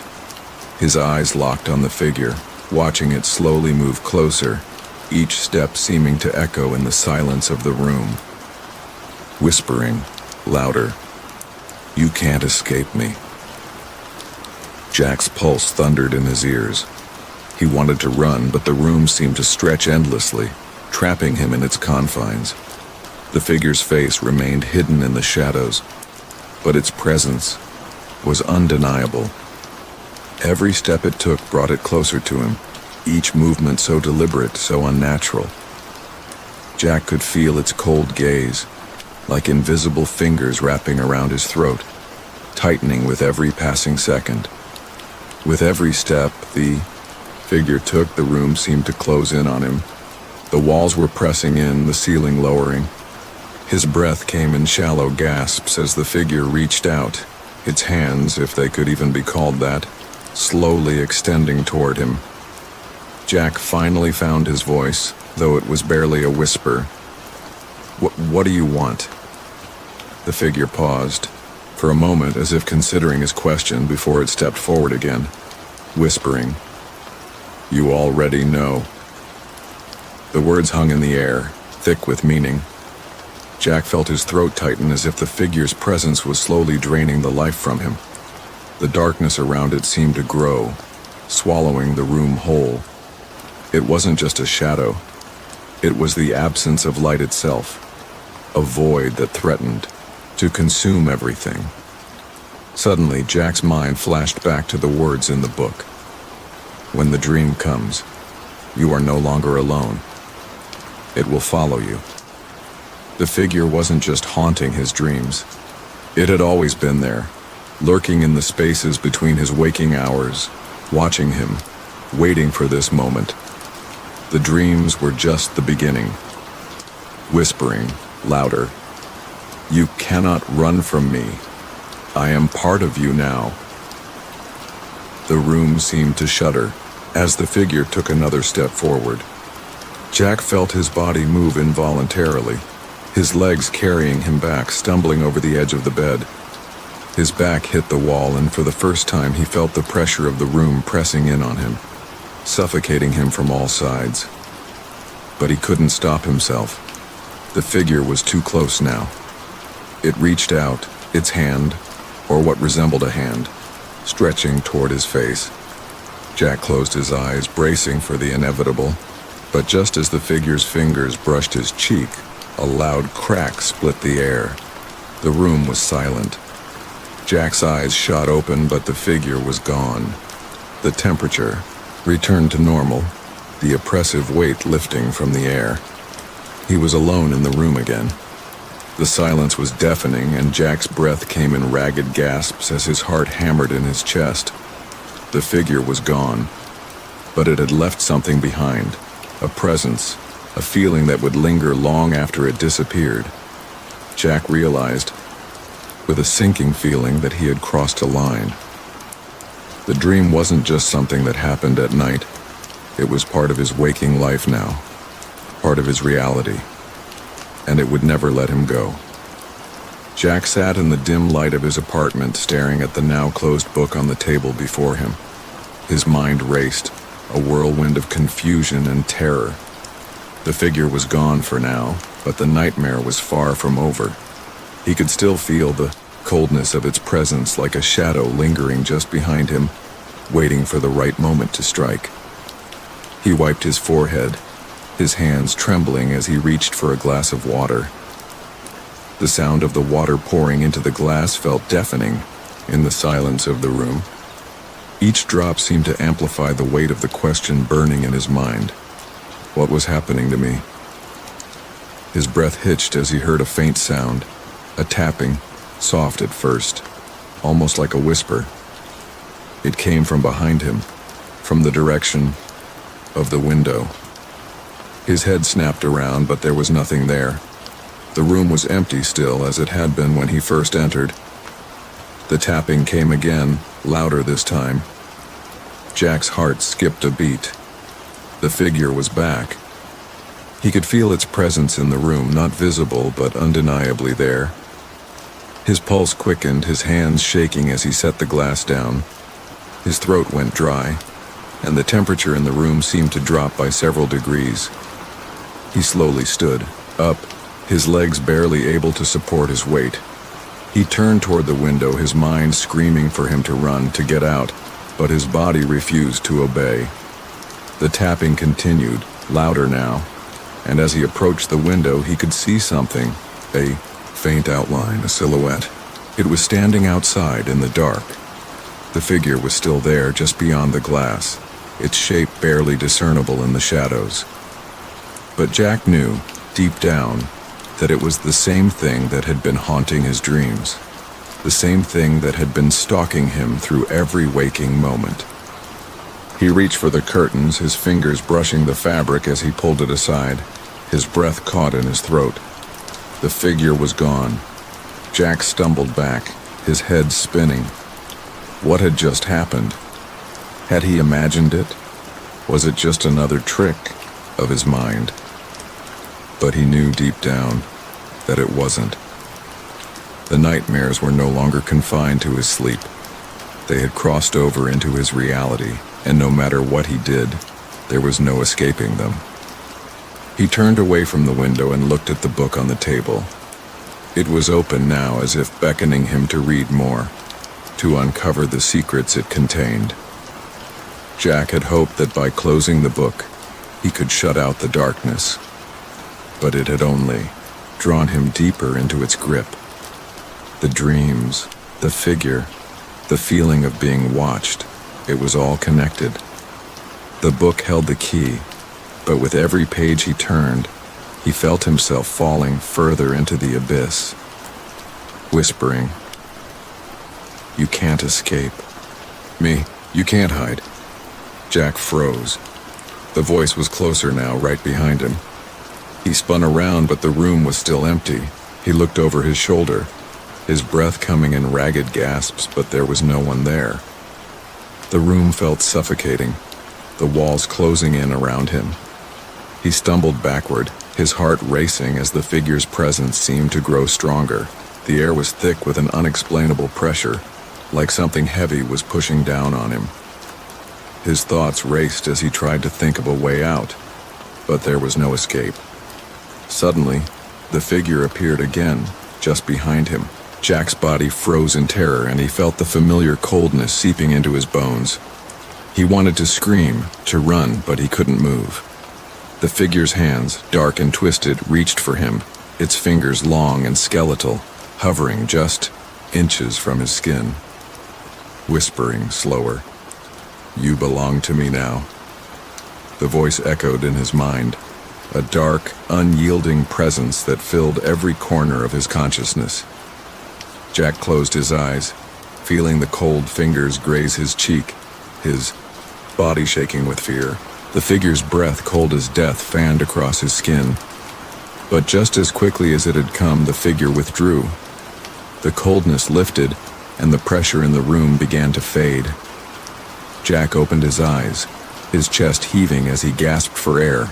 The figure was gone, but the feeling of dread lingered. He stood there in the middle of the room, drenched in sweat, his heart pounding in his chest. What had just happened? Was it real? Or was it just another twisted dream? He glanced at the book once more.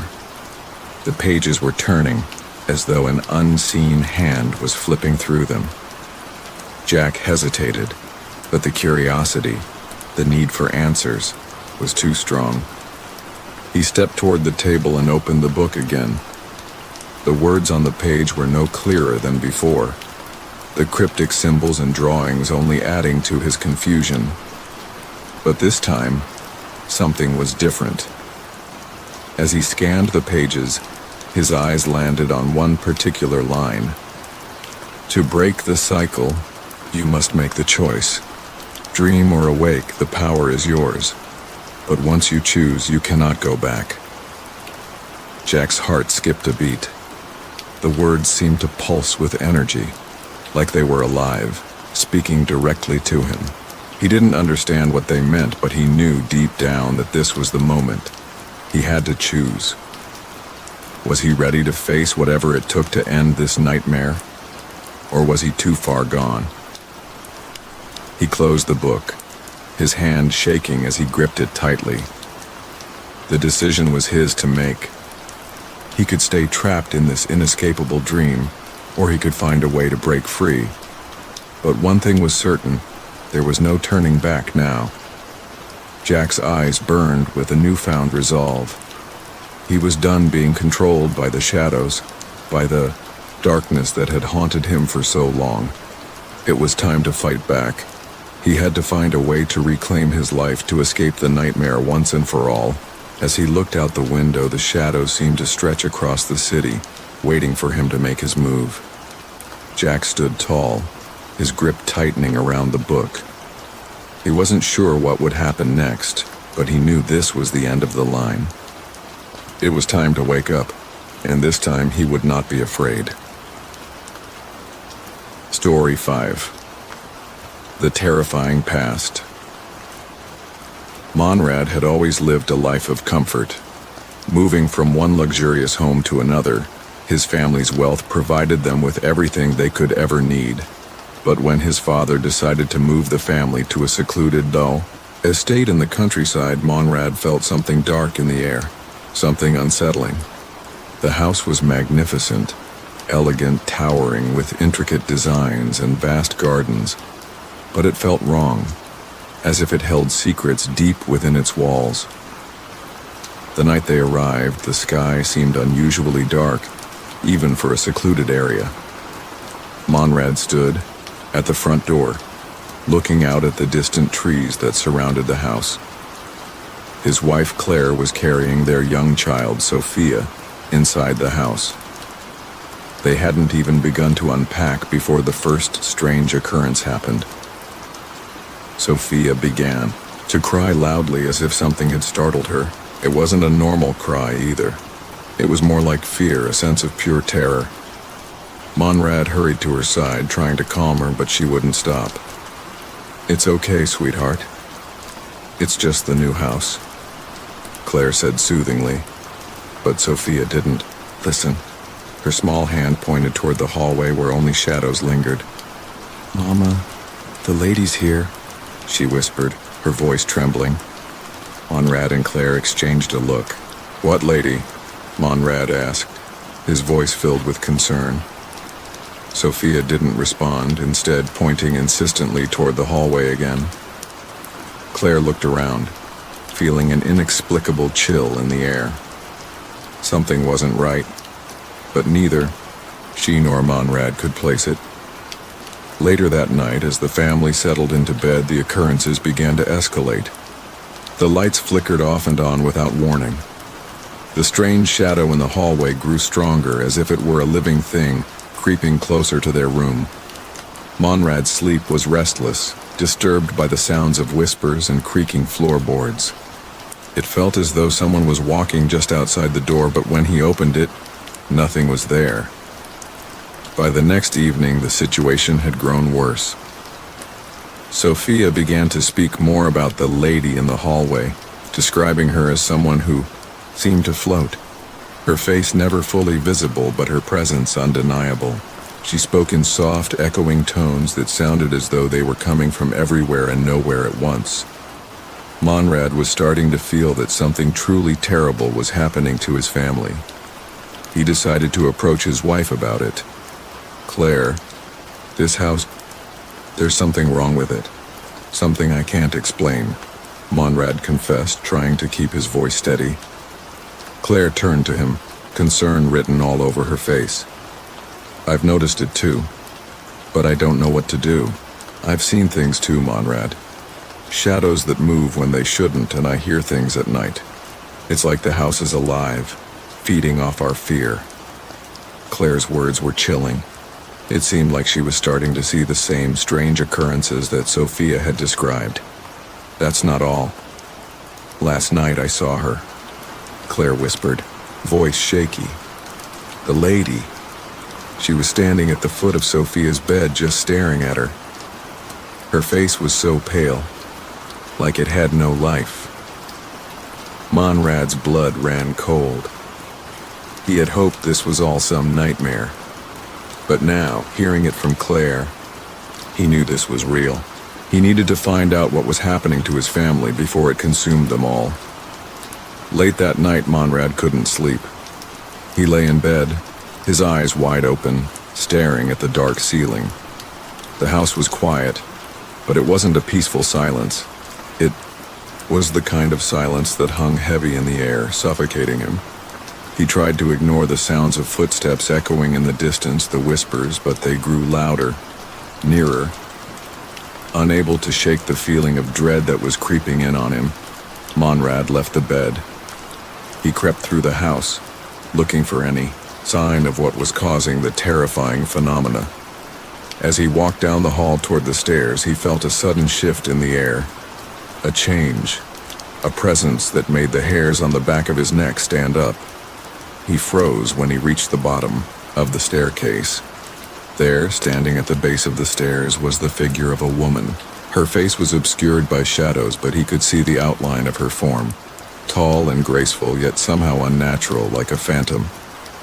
Monrad's breath caught in his throat. He opened his mouth to speak, but the words stuck in his throat. His heart was pounding in his chest, and his mind was racing with questions. "Who are you?" he finally managed to ask, his voice barely above a whisper. The woman didn't respond. Instead, she slowly raised her hand, pointing toward the door to the basement. Monrad's body stiffened, and against every instinct, he followed her direction. Something told him he needed to go there, to uncover whatever it was that this woman wanted him to see. He walked toward the basement door, every step feeling heavier than the last. When he reached the door, it creaked open on its own, and a rush of cold air hit him in the face. Inside, the air smelled stale, and there was a palpable sense of dread that filled the space. Monrad descended the stairs, his heart pounding in his chest. At the bottom of the stairs, the room was pitch black, save for a faint light coming from an old wooden chest in the corner. Monrad hesitated, but then walked toward it, his hand trembling as he reached for the latch. When he opened it, his breath caught in his throat. Inside, there was a book. It looked ancient, its leather cover worn and faded. As soon as his fingers touched it, a wave of cold rushed through him, and he almost dropped the book in shock. Opening it carefully, Monrad's eyes scanned the pages. The words were written in an old, almost indecipherable script, but the more he read, the more he understood. The book described rituals, incantations, and the summoning of spirits. It spoke of a woman, the woman who had died in the house, the same one who had haunted their family. It was his mother, The shock hit him like a blow. He couldn't believe what he was reading. His own mother, the woman he thought had died in a tragic accident when he was a child, had been killed by his father. Monrad had never been told the truth about her death. The book revealed the dark history of the family, how his father had used forbidden rituals to bind her spirit to the house, and how she had been seeking revenge ever since. Monrad's blood ran cold as he realized the horrible truth. The ghostly woman was his mother, and now she had come for him and his family. He shut the book and stood there stunned, unable to process the weight of what he had uncovered. The whispers around him grew louder, the temperature in the room dropping. He could feel her presence, her cold hands brushing against his skin. The door to the basement slammed shut behind him. Monrad turned, but before he could make a move, the figure of his mother appeared before him again, her ghostly form now clearer than ever. She raised her hand to him, her expression a mixture of sorrow and anger.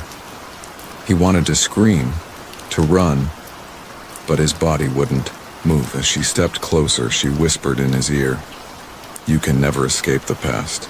The second night in the luxurious forest house brought no peace. The sky hung heavy with storm clouds and the wind howled through the trees. Yet inside the house, there was an eerie silence, the kind that settled like a fog in the soul. Something was off, something unseen but deeply felt. Monrad sat in the living room with his wife Elizabeth and their two children, Mary and Jay. The room was warmly lit by a chandelier overhead, but the light began to flicker sporadically, as if disturbed by an invisible force. The fireplace crackled, but its warmth offered little comfort. Suddenly, the lights dimmed and surged again, casting long shadows on the walls. Jay, the younger child, curled up beside his sister, covering his eyes with trembling hands. Mary, only 7, stared wide-eyed into the far corner of the room. "Daddy," she whispered, "there's something in that corner." Monrad turned to look. Nothing, only darkness. Elizabeth leaned forward, her voice tight. "It's just shadows, honey. This is a new place. Our minds play tricks when everything's unfamiliar."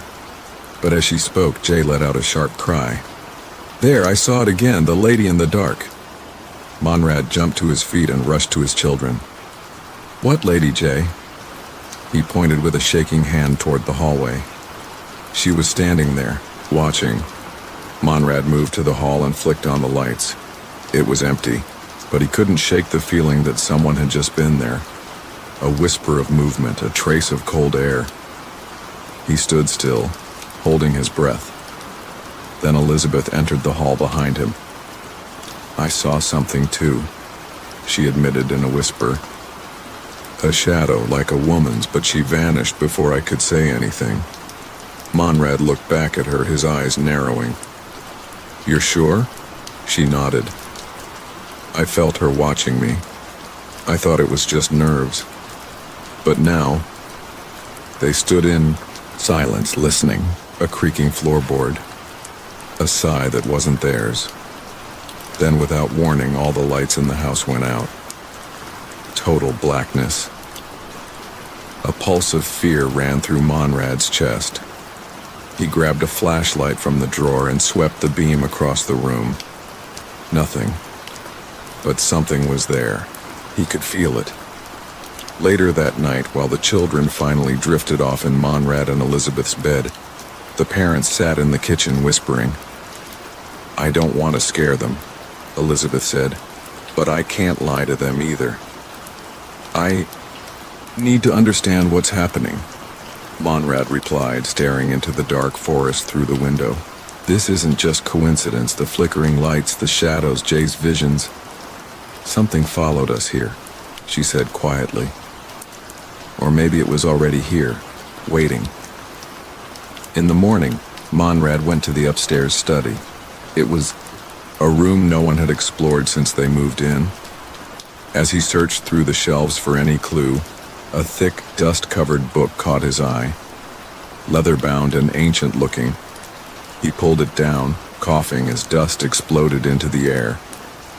The title, Bridge Ceremonies of the Forgotten Souls.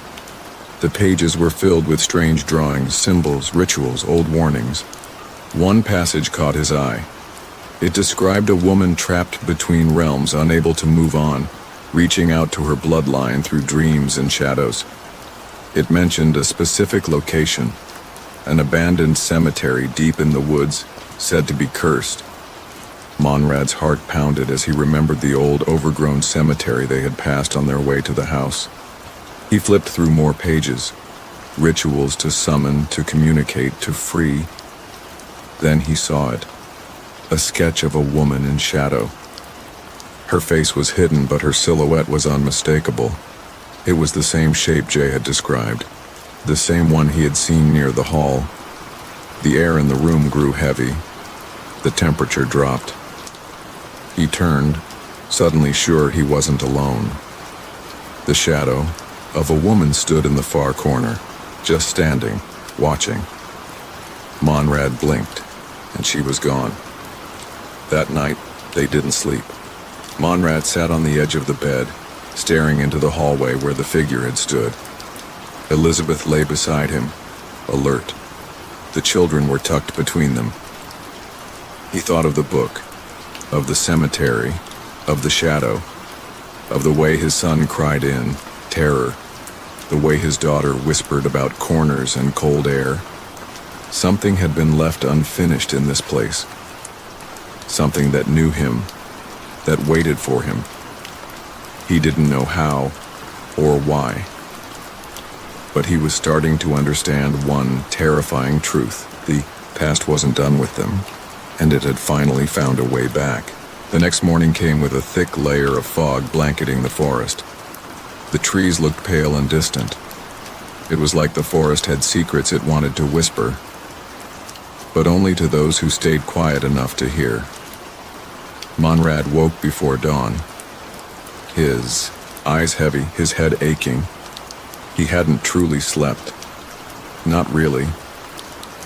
Every time he closed his eyes, he saw her, the woman in the corner. No face. Just the outline of someone who didn't belong in this world.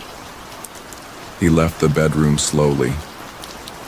Elizabeth and the kids were still curled up on the bed, breathing softly. He didn't want to disturb them.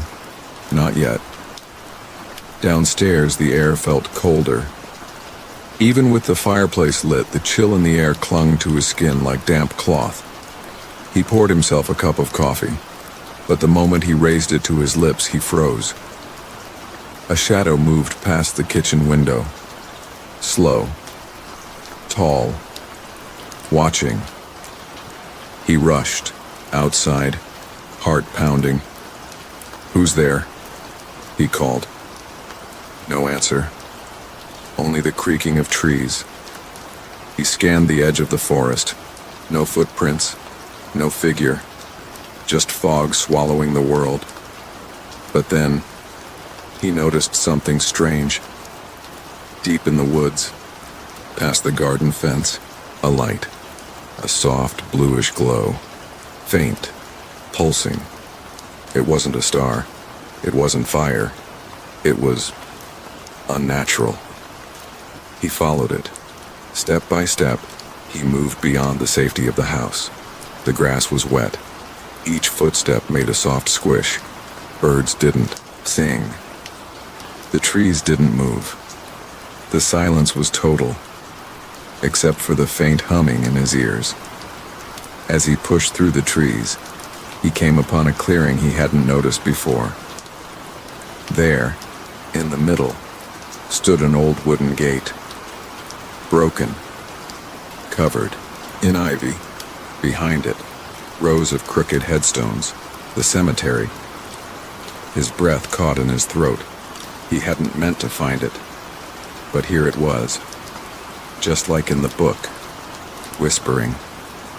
This is where it started, he told himself. He stepped inside. The mist wrapped around him like a shroud.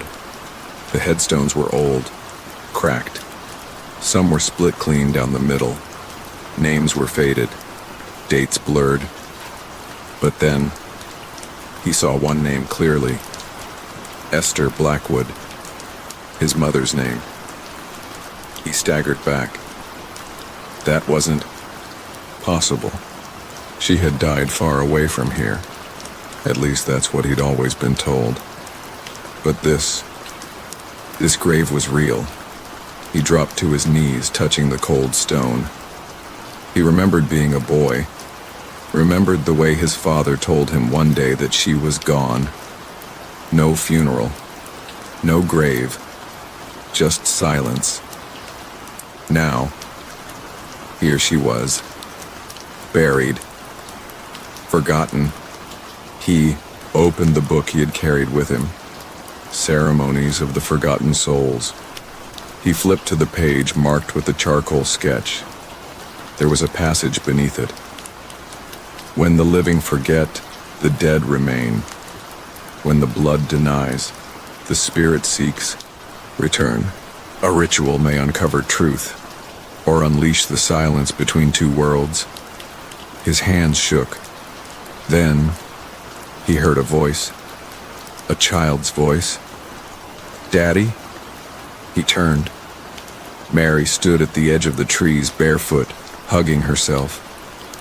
Her eyes were wide, scared. "You shouldn't be here," he whispered. "I followed the lights," she said. "The floating lights. They wanted me to come." He ran to her and scooped her up. No more wandering. Not here, not ever. But as he turned back toward the house, he saw something in the trees. Slowly, the shadow again, standing beside a crooked tree. It didn't move. It didn't blink. It just stared.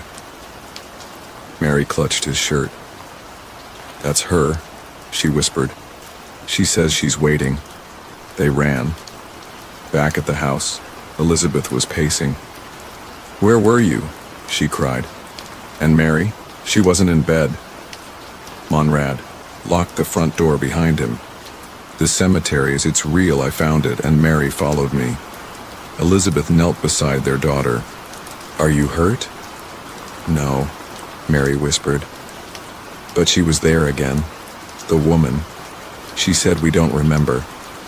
But Daddy does. Elizabeth looked up at Monrad. "What does she mean?" He opened the book, turning to the grave page.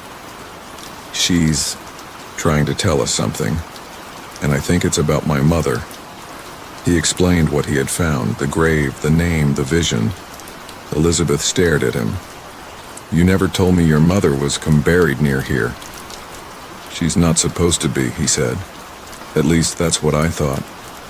My father told me she died in a hospital, that she faded away. But the grave is real?" He nodded. "And the book says a ritual can reveal the truth." Elizabeth frowned. "You want to do it?" "I need to." That night, after the children had been tucked in, Monrad sat in the study with the book. He traced the symbols on the page with a trembling finger. The ritual required 3 items, something of the bloodline, something from the grave, and a memory. He had the first, his own blood. He had taken a withered flower from the cemetery as the second.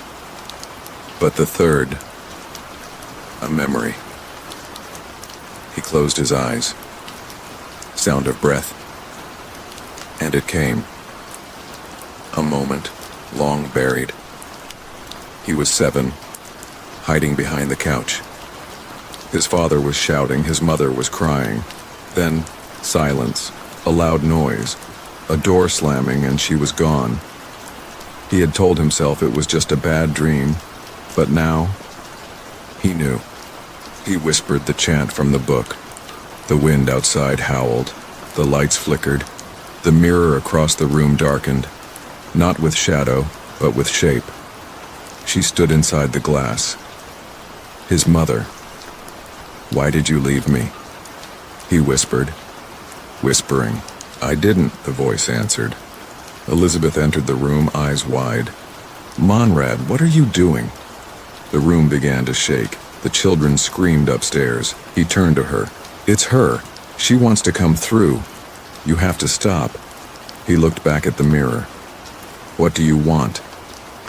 But the figure didn't answer. She only raised her hand, pointed. Behind him, he turned. Standing in the doorway was his father.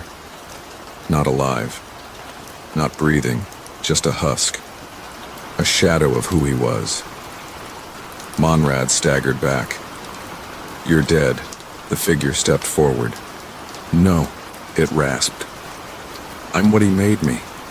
Elizabeth grabbed Monrad's arm. "This isn't safe." But Monrad stepped forward. "What did you do to her?" The shadow didn't speak. Instead, the mirror shattered. From the shards, wind poured out. The lights blew, the walls cracked. The shadow of the woman emerged whole and real. She stood before Monrad, her face soft and sad. "My son," she whispered. "He told you I left, but he killed me." Monrad fell to his knees. The world spun. "He buried me," she continued. "Here, alone." He ran. And now, he hides behind time. The shadow of his father began to melt away, dissolving into black mist. The children screamed again. Elizabeth ran to them. Monrad looked up at the spirit of his mother. "What do you want from me?" Her eyes glowed faintly, slowly. "To be remembered." She stepped back and vanished. The wind stopped. The lights returned, the mirror reassembled, and all was still. The next morning, Monrad returned to the cemetery. He brought a new headstone, one with her full name, her real dates. He whispered a promise. "You're not forgotten." Back at the house, Elizabeth packed boxes. "We can't stay," she said. "I know." The forest was quiet now. No lights, no voices, only peace. As they drove away, Mary looked out the back window. "Is she gone?" she asked. Monrad nodded. "She's home, and for the first time in years." He smiled. The forest no longer whispered. The air had changed, softer, still, but silence can be deceiving. It had been 2 weeks since Monrad, Elizabeth, and the children packed their belongings and left the old forest house behind. They moved into a modest townhome near the edge of the city, far from any trees, far from the mist. But peace was never truly found.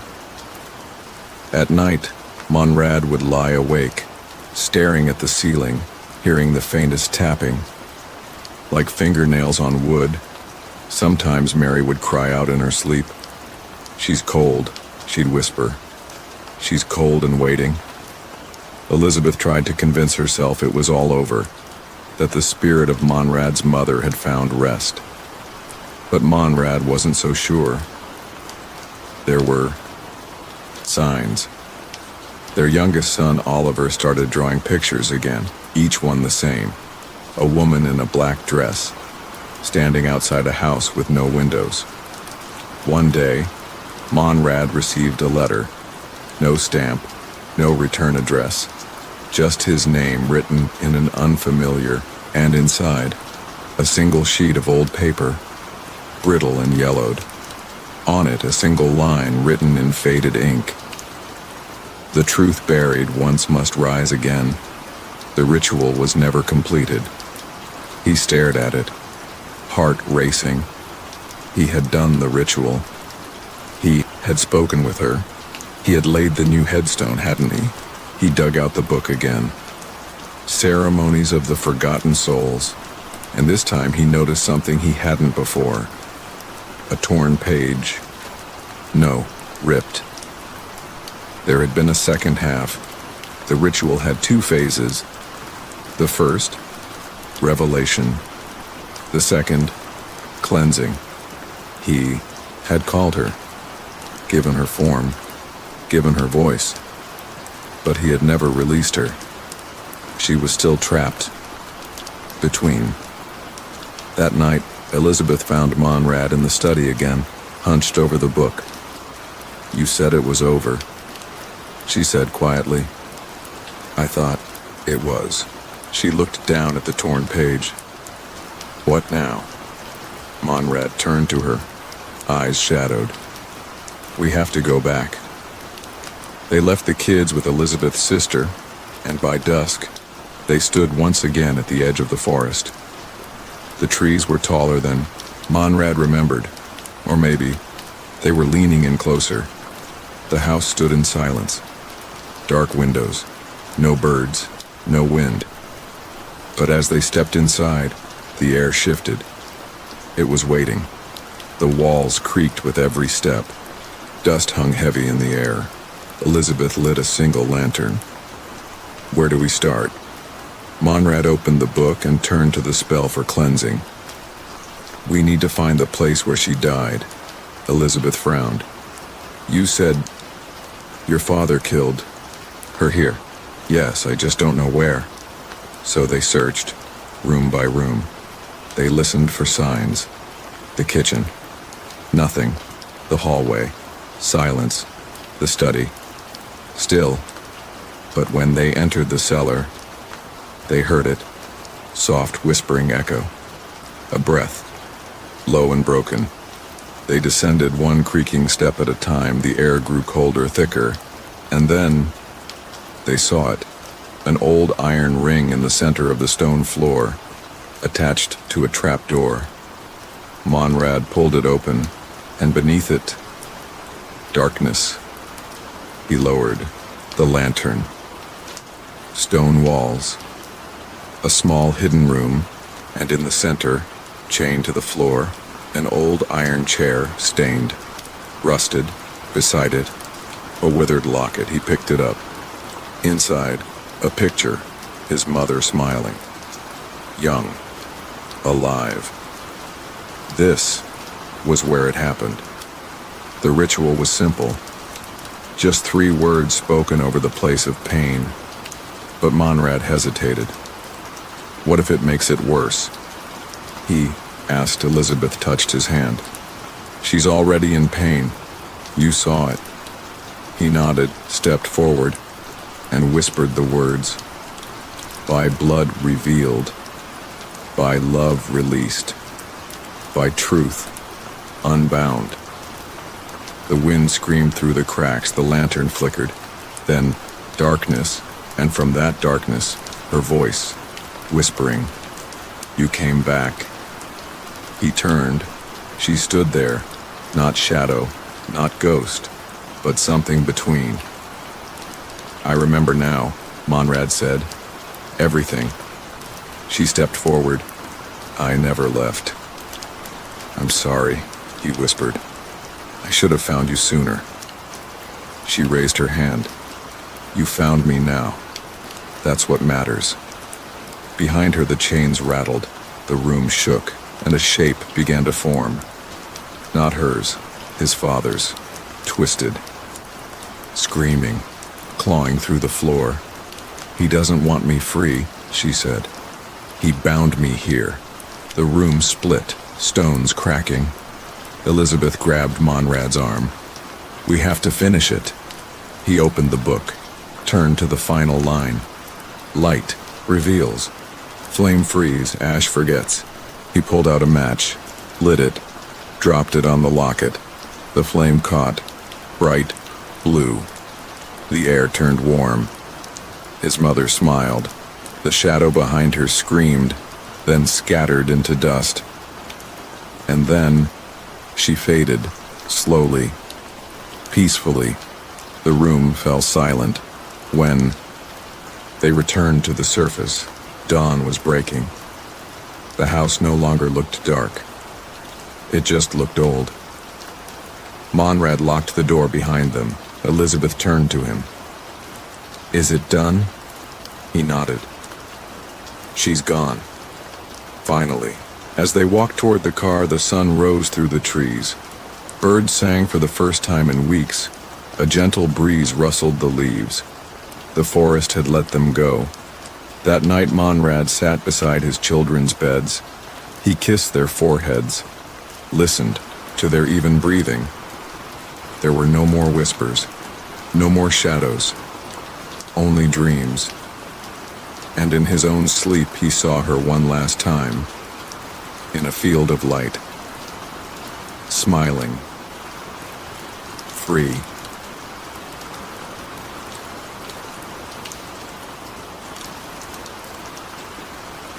And to this day no one knows who or what was behind that final knock. Maybe it was just the wind, or maybe something else found its way inside. If stories like this keep your eyes tracing the shadows, you're not alone. Hit the like button before the darkness returns. Subscribe and we'll keep the stories coming. Real horrors that wait until you're half asleep and then whisper your name. This is American Pulse and Paranormal. Sleep well, if it lets you.